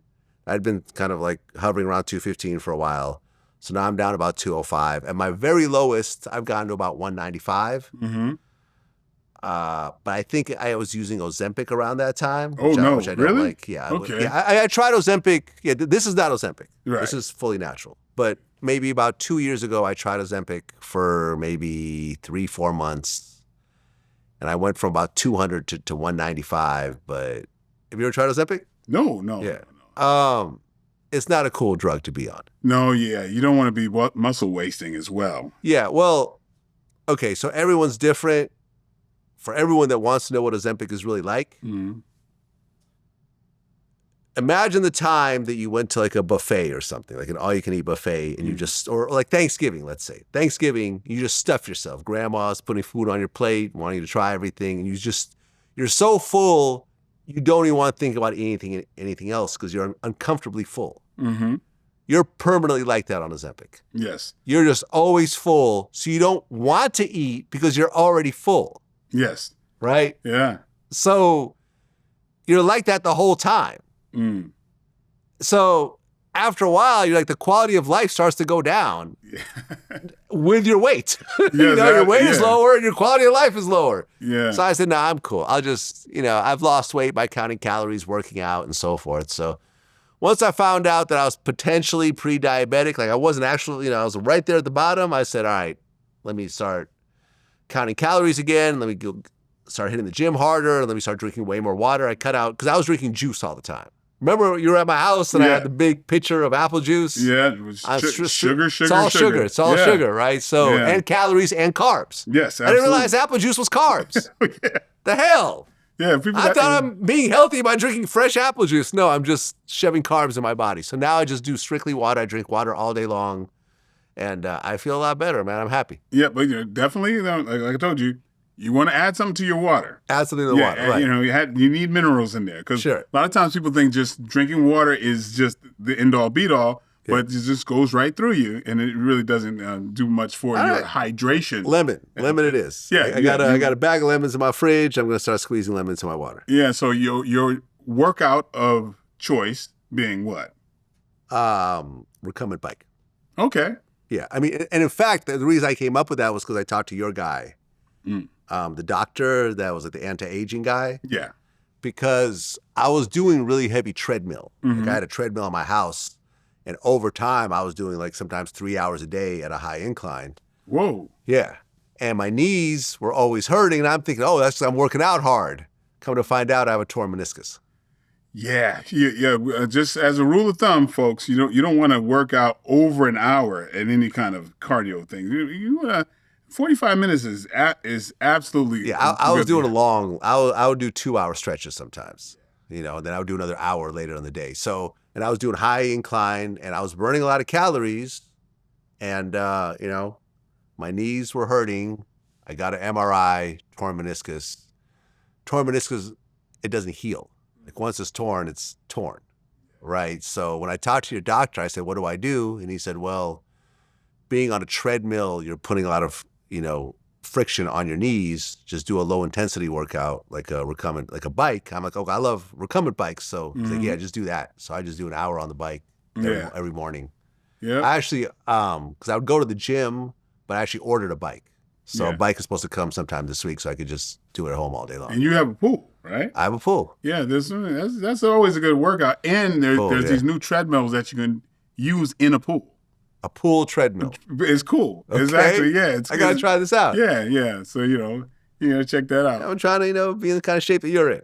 Okay. I'm trying to. And you're older than me, so, Yes, I am. I'm losing this battle here. I'm quite a bit older than you. Yeah. Well, how often do you work out in a typical week? Yeah, probably, I would say every other day. Okay. Yeah, that would be it. But if I have something I'm getting ready for, then I amp it up. So I'm getting ready to do my Taken kind of thing in Paris in a couple of weeks. So nice. I kind of pushed it up a little bit more.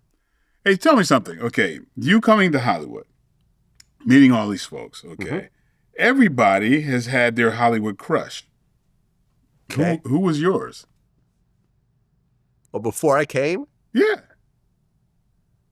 Or while you were here, everybody's had their Hollywood crush. Sometimes you don't want to meet your crush. But I remember being backstage at a Alicia Keys concert in Madison Square Garden, and Beyonce was standing right next to me. And I was just like, and I had my lady with me, and I'm like, wow. You just got to deal with this. Like, that's Beyonce. Like, she really was stunning in person. Yeah. Just absolutely beautiful in person. Yeah. Yeah. Beyonce. Yeah. So before that, because, you guys are not that. How old is Beyonce? Younger than me. Yeah. Yeah, she's probably in her 40s. Yeah, that's not too early bad. 40s. Yeah. So is that the only one? Well, you're talking about just celebrity crushes that I never met, or ones that I've actually met? Either. Oh, man. I had a crush on Halle Berry, ever since Boomerang. Right. I've had a crush on Shakira. Talking about women that are just, I feel, are unattainable. Yeah. Let me think. I loved Rosie Perez ever since Do the Right Thing. Yeah. Thank God for Left Titty. That scene right there. Oh yeah. A lot of them, man. There's too many to name. And you haven't met? Have you met any of your okay? You didn't really meet Beyonce. You just I just didn't really, in her wake. Yeah, I was just in her presence. I haven't really met too many of them. To be honest. Okay. I'll be honest. Yeah, because I haven't really been in the Hollywood circles. I've been more in the music circles. And on the music side, and the hip hop side, not too many celebrity crushes in terms of female rappers. I've interviewed Nicki Minaj. She's pretty in person. Yeah. I won't say she was a crush. Well, I did a video with her. You did a video, exactly. Yeah, we talked about that in our first interview, actually. Oh, yeah. Was it Moment for Life or something like that? What's that? Was the song Moment for Life? No. It was, jeez.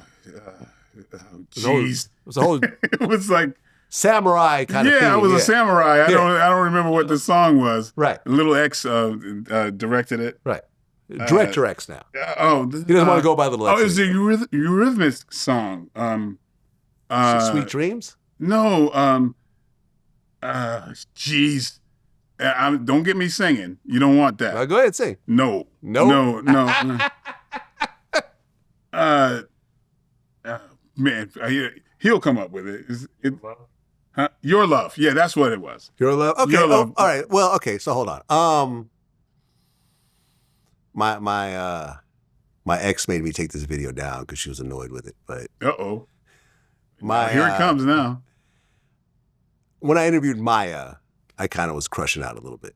Oh yeah. Maya, yeah. Oh. When I interviewed Maya, yeah, Maya was bad. Yeah, she was a sweetheart. I used to see her in the gym all the time. I would love to see her in the gym, but yeah. Yeah. I never saw her in the gym. But I got to interview her a couple times. Oh. Yeah. Maya's beautiful in person. Yeah. So I was kind of crushing on her a little bit. Okay. And nothing ever happened. We never, exchanged numbers or nothing. No time like the press. The night is young. Yeah. Maya, I remember she did an interview where she said she's been celibate for like 7 years. Oh, okay. Yeah. All right. Yeah, so just put that out in there in the world. Yeah, well, maybe it's time. Hey, mark this down. Interview Maya. Interview Maya. Yeah, there you go. Interview Maya. See if she's I see her in the gym. She was just really down to earth. Just what a sweetheart, and she is aging quite well. Oh yeah, no, she looks quite great. well. Yeah, she's like in her mid-40s, late 40s maybe. I'm not Something sure. Like that, yeah. She really hasn't aged, but that back in the day, that 24-hour fitness right there in the Galleria. That was the spot? That was the spot. Do you know everybody, even your girl, Beyonce? Yeah? Beyonce would show up at that gym? Man, everybody showed up at that gym. Oh, man. Yeah, R. Kelly at the time would have his bus parked across from the street from it, and him and his folks would work out there. I mean, it was Magic Johnson was there almost every morning, and the music was great. There would be Shaq. There would be everybody in that gym. That was the go-to spot. You didn't have to go to the club. You could just go to that gym. Just go to the gym. Yeah, Keenan Ivory, weigh-ins, just everybody was Nice. fixtures on that thing. But, Nice. But Maya was there all the time on that same bike, getting her workout in, just a sweetheart. I was talking to someone about this, and I was telling her that I was building my home gym. Mm-hmm. Right, because not only do I have my recumbent bike coming, but I also have a bench press and a rack, and I'm going to start building out different pieces. And she was like, "Oh, don't you like the social aspect of going to the gym?" And I'm like, "No, not really. Not really. When I go to the gym, I'm usually just by myself. I don't really talk and socialize and so forth. Do you like the gym to actually socialize?" Well, I sometimes it's before and afterwards. There's a post one of the last posts I put up. I'm actually sore right now from the gym on Sunday where I was working out, and this guy named Arnold Schwarzenegger. I heard of that guy. Yeah, he came up and we started talking. We took a selfie together. Right, I saw that. But Arnold, he's always at Gold's. Really? Just he walks around like he just gets his workout in. Still, what is he, like 70? He's 78. 78. Damn. I believe he's 78 or 77 or 78. No, he's 78. Huh. I got it right? Yeah, but man, what a great spirit. He's there all the time, takes pictures with everybody. Nice. And he just came up. We were working out, he came up and just started talking. And so he's just real cool. Yeah, I'm at there's a barbecue spot right around here, and on like 2 different occasions I went there, and Mr. T was there. Oh yeah. Yeah, I'd see him all the time. I think he lives around here or something? Yeah, he does. He lives around here. There's like a Mr. T special on the wall. It's like Mr. T, he would come into the Ralph's right there on Burbank. Yeah. And he would come in there constantly. He was always getting food for the homeless. Really? Yeah. Wow. Yeah, that's who he is, man. He's a real genuine article. Yeah. Yeah, he's really cool dude, man. Great spirit. Yes. In fact, let me tell you, the first time I met him, he gave me this like toy. It's like this little keychain thing, and you press a button. It's like, I pity the fool. What'd you say about my mama? And it's like all his like little catchphrases on a little audio toy. Like it was so cool to have. Yeah, man.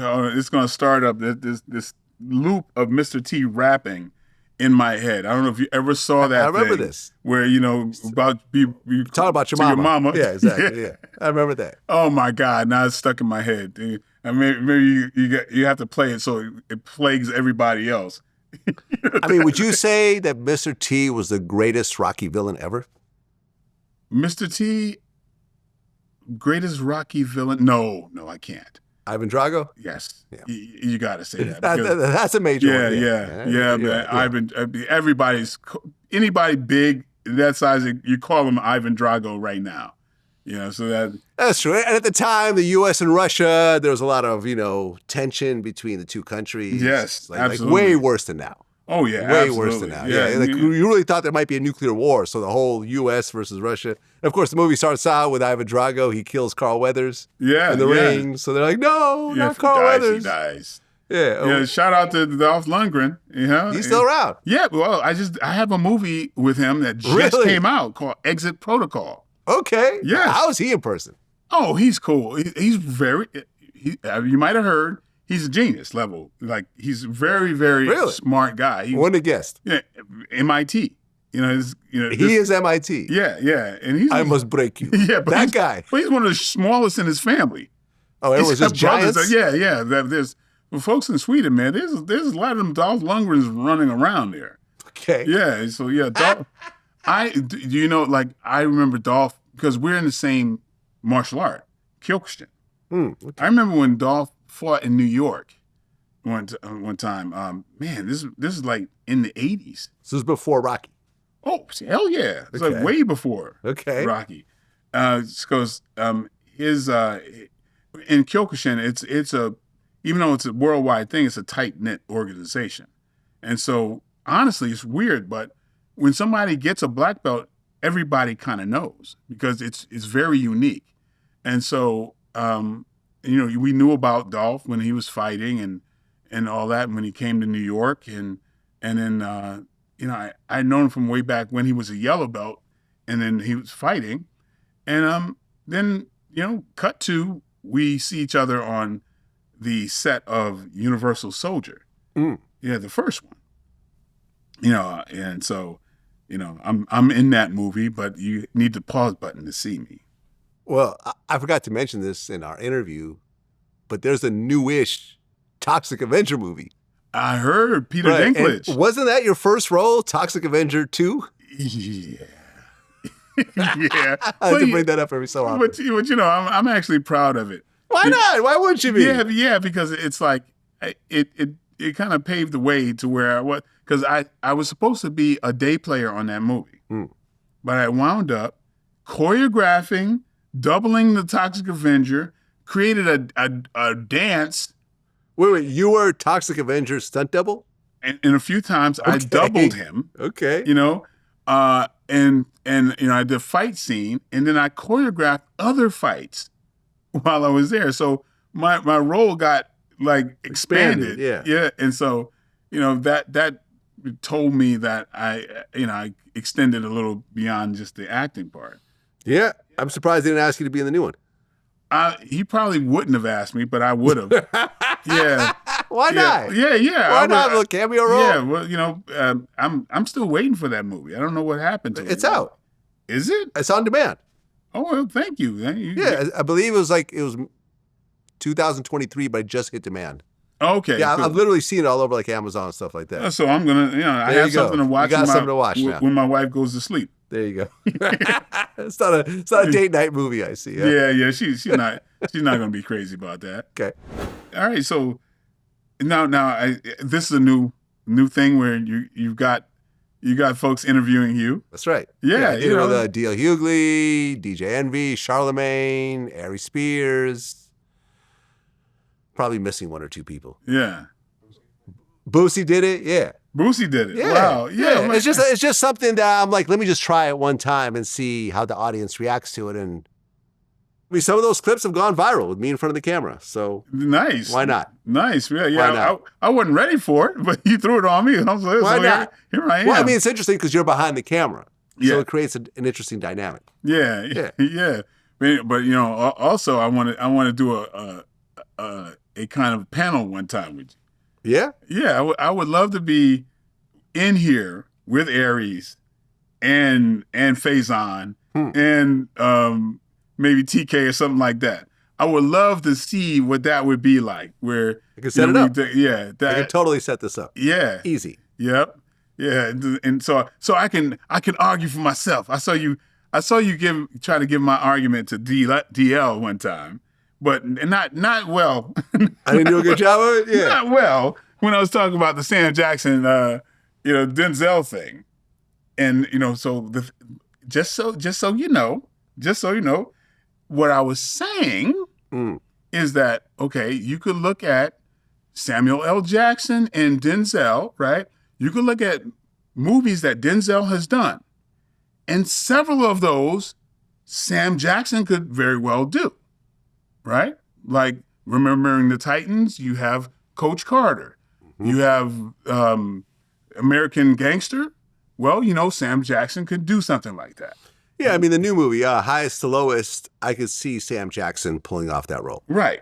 But when you go into the reverse, can you see Denzel Washington doing Long Kiss Goodnight, Pulp Fiction, like the Soulmates, Snakes on a Plane? I see what you're saying. Like Sam has, like, let's say a level of anger and menacing.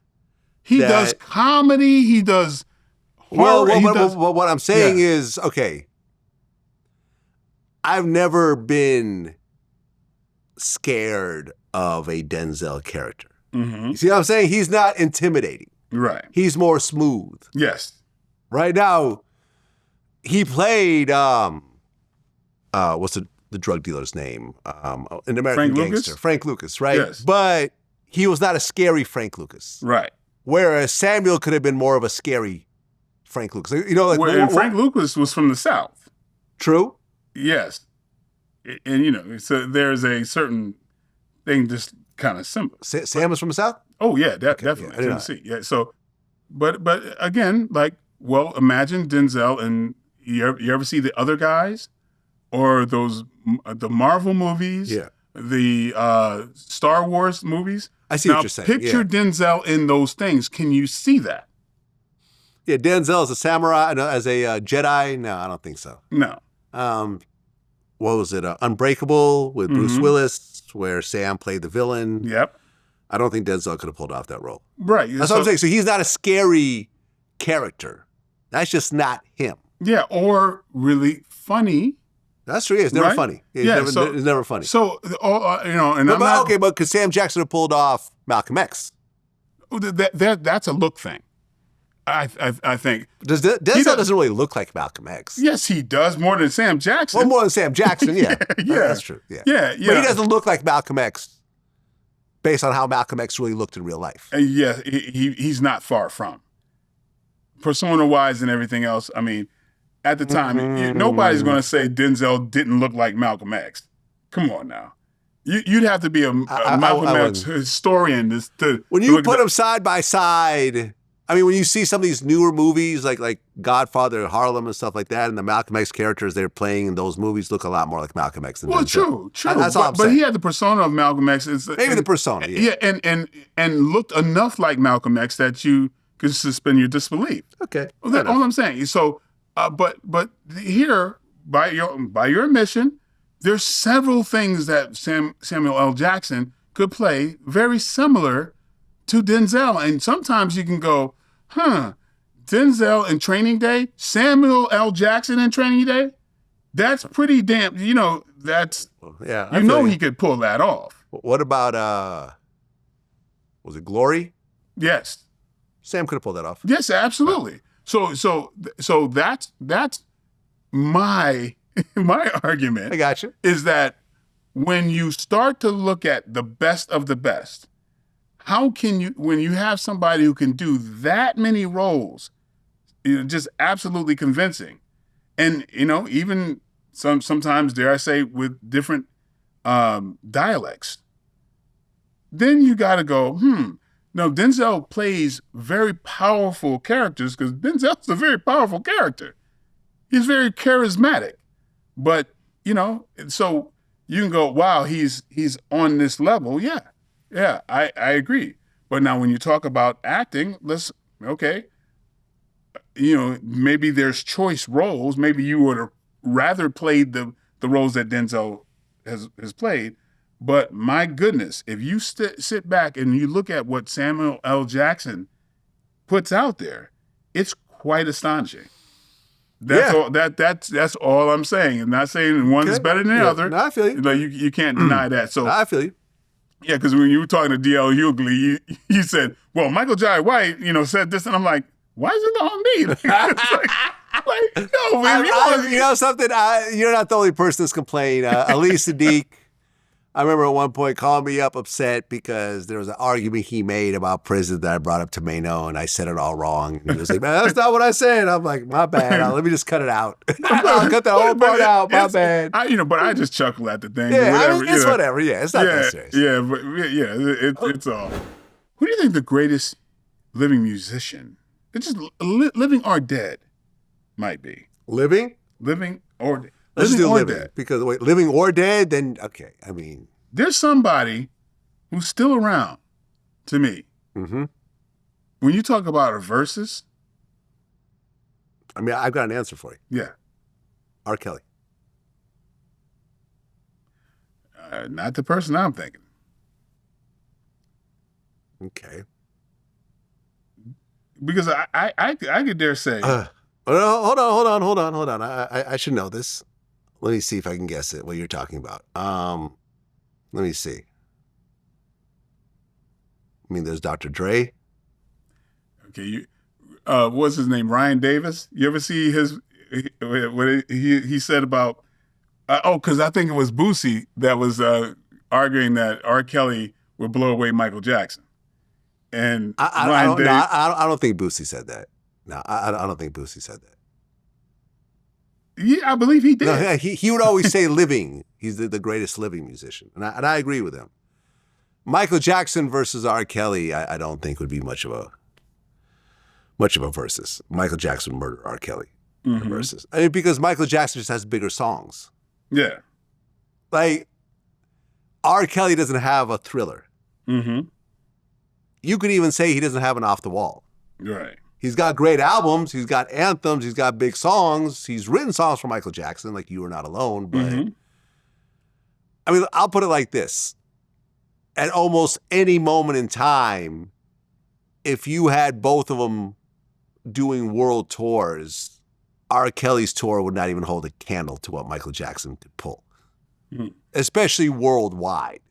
So you would probably think that Michael Jackson's competition would be what? Prince? Yeah.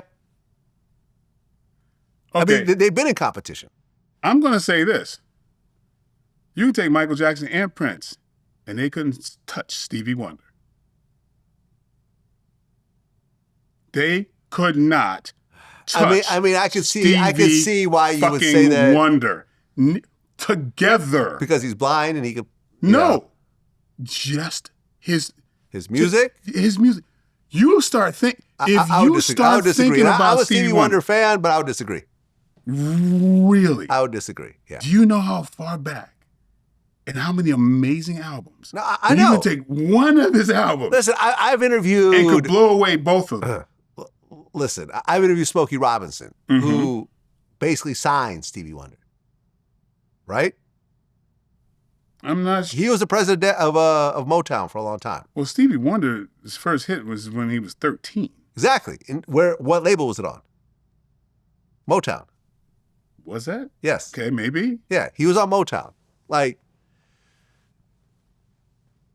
I remember. If you start downloading, just start thinking about. No, listen. Stevie is a musical genius. He's an icon, but I don't think any of his songs ever hit a Michael Jackson or a Prince level. They were in that same overall vicinity, but does Stevie Wonder have something bigger than Beat It or Thriller? I don't think so. Yeah, I would argue he does. Really? What song? What song is bigger than Beat It? There's so many. Name a Stevie Wonder song bigger than Beat It. Oh my God. Name My one Sherry song. or More. Not bigger than Beat It. Not bigger than Beat It. Great song.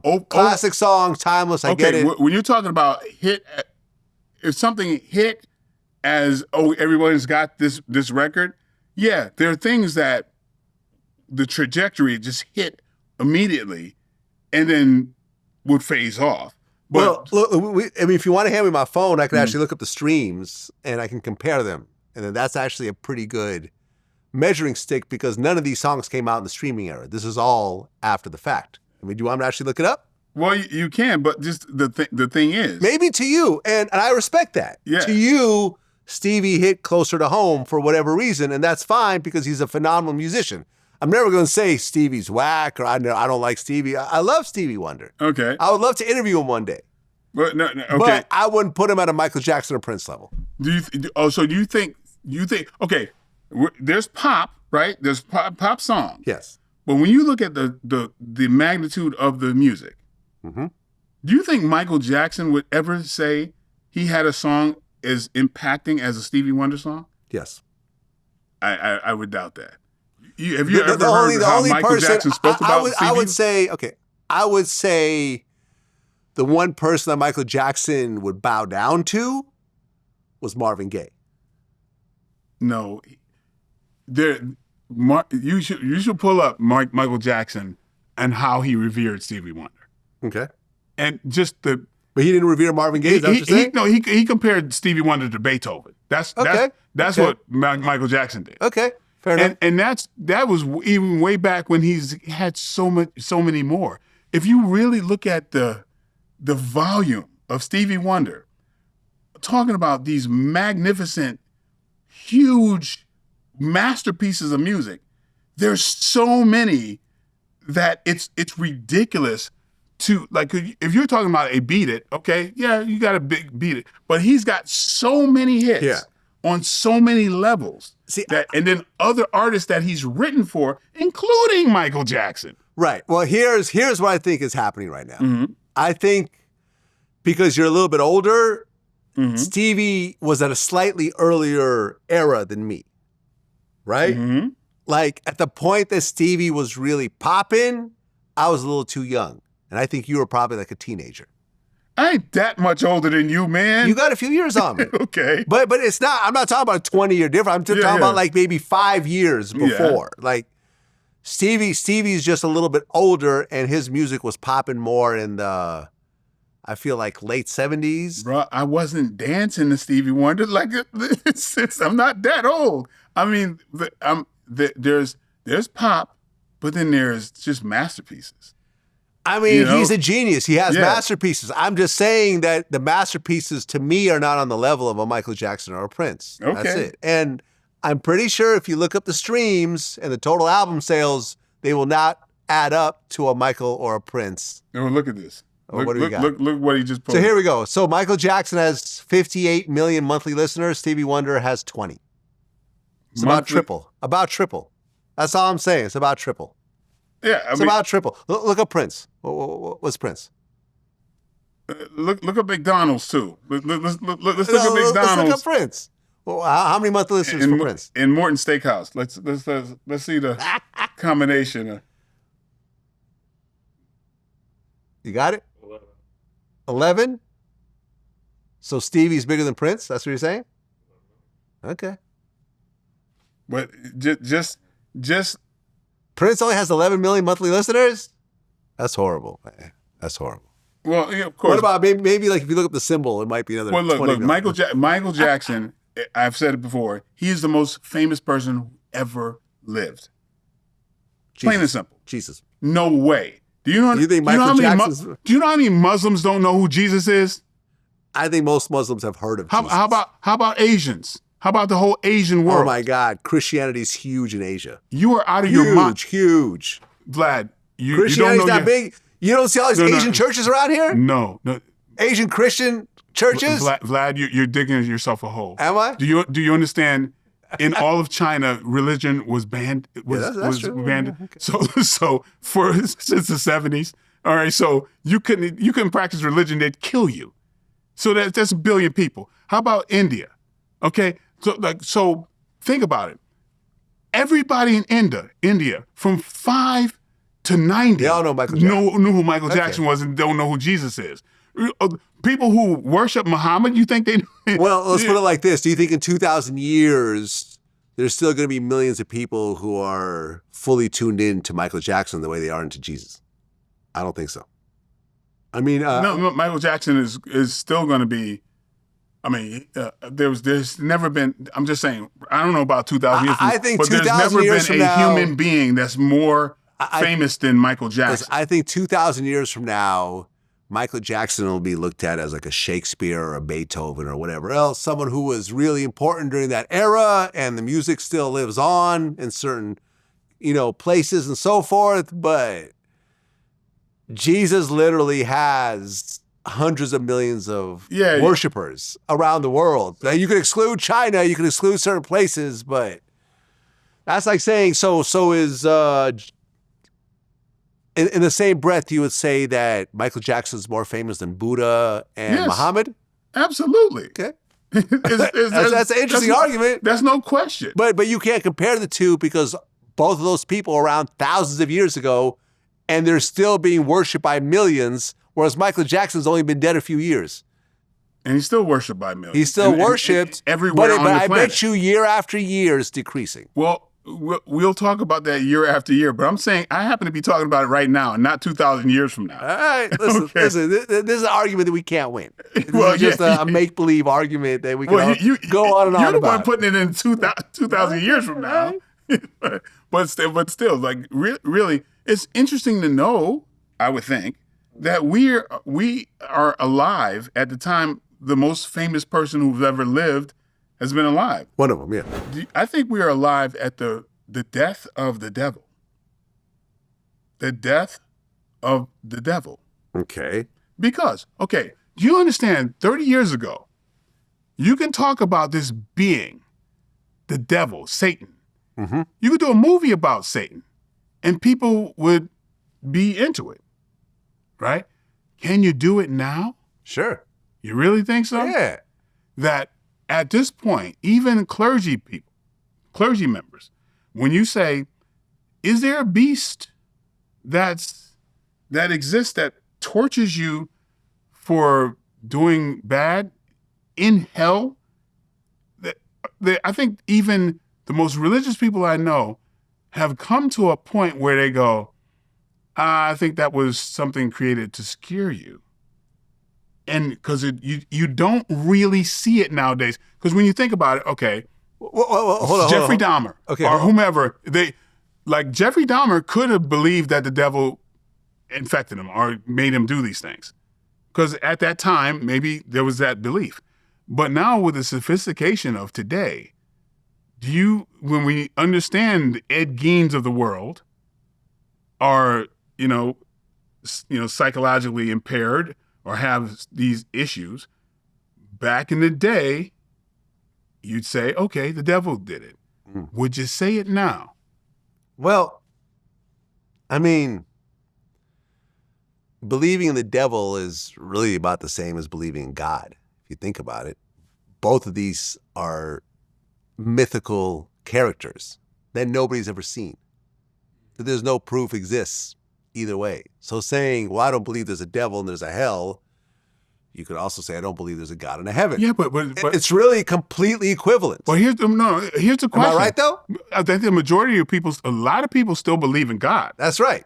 But do they believe, this is my question, do they really believe there is a being in the ground that tortures you for being bad? Because when you think about it, back in the day, that would be something that would scare early people. Yes. But when you think about it, you go, oh, somebody who punishes you for doing bad, wouldn't that be somebody who's righteous, who's going to punish you for being bad? Wouldn't the devil give you devil's food cake or something? That sounds pretty good. So there becomes a logical point that I think people are not willing to really look at, because when you really look at it.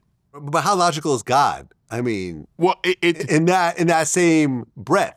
Well, so you're saying that the concept of the devil is illogical, but God makes perfect sense? No, it makes more sense because there's a God.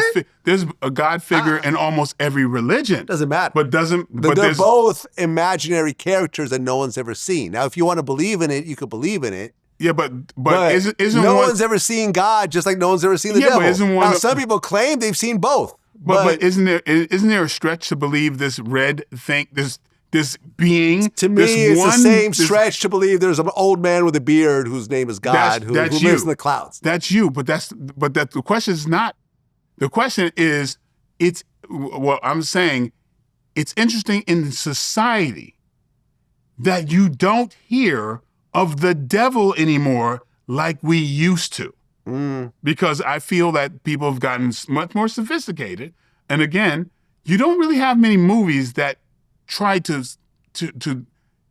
kind of use that boogeyman type of symbol to scare people and I don't know, but there's so many horror films and all of them sort of have this devil kind of theme to it to a certain degree. It's like there's an evil, okay. Well, I think there's hackers and people in Saw and all that type of stuff. Yeah, like the Friday the 13th movies, like these people are, infected by a demon or the devil or something of that sort, right? Exorcist movies, right? Exorcist. Well, they keep doing those movies. Those are specific. That's the devil. Right? That's my argument. They're few and far between. Everything else is not. I mean, I'm just saying, when you sit back, where's the existence of the devil nowadays? Because it's figurative more so. Yeah. People, they're for all evil. But as in when, because I've asked this question of a lot of clergy, do you believe that there is a being that tortures you, that lives underground? And almost everybody says, no, that's a figurative thing. I mean, and I think it's very interesting because we're living during a time where that's off the table. It's almost above board, off the table.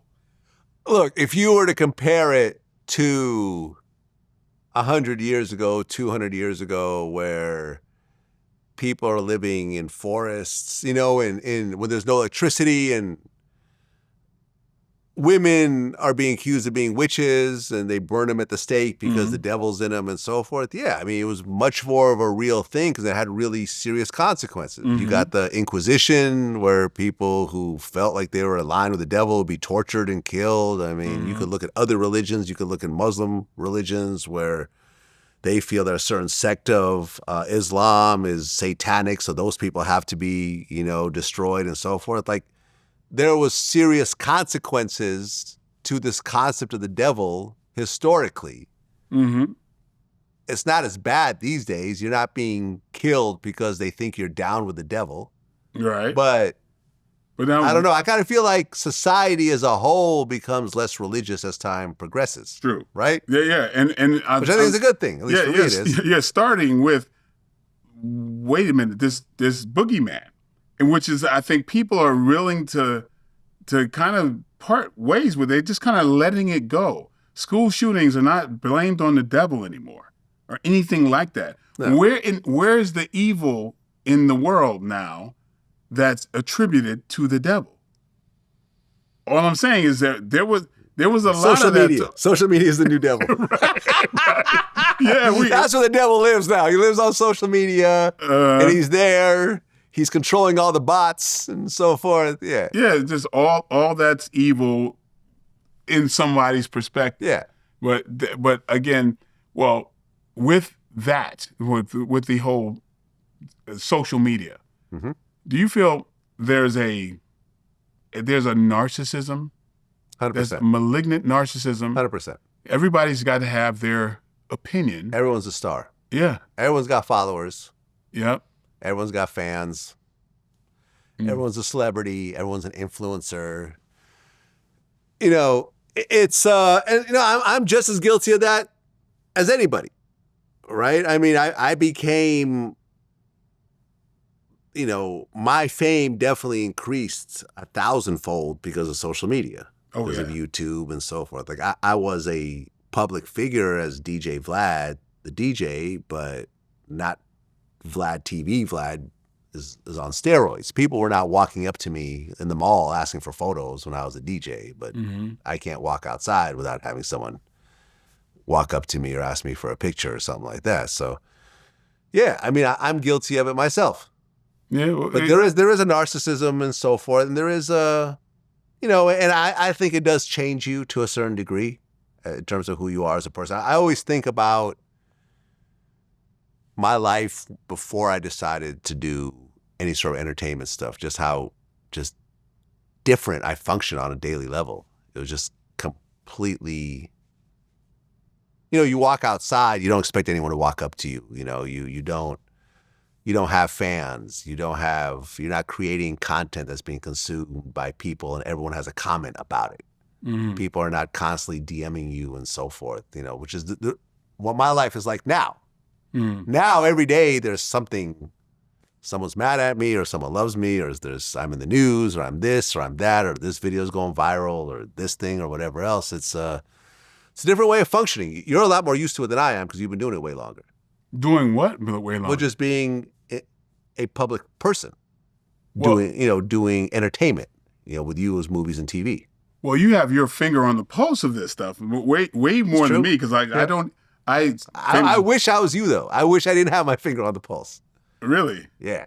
But I'm jealous of people who don't really know what's happening in the world of entertainment all the time, because a lot of it is useless information, to be honest. It doesn't really make you a better person, and it doesn't really make you more intellectual. You don't learn more about the world. Nicki Minaj beefing with Jay-Z doesn't add to my life, but I know all about it because it's part of my job.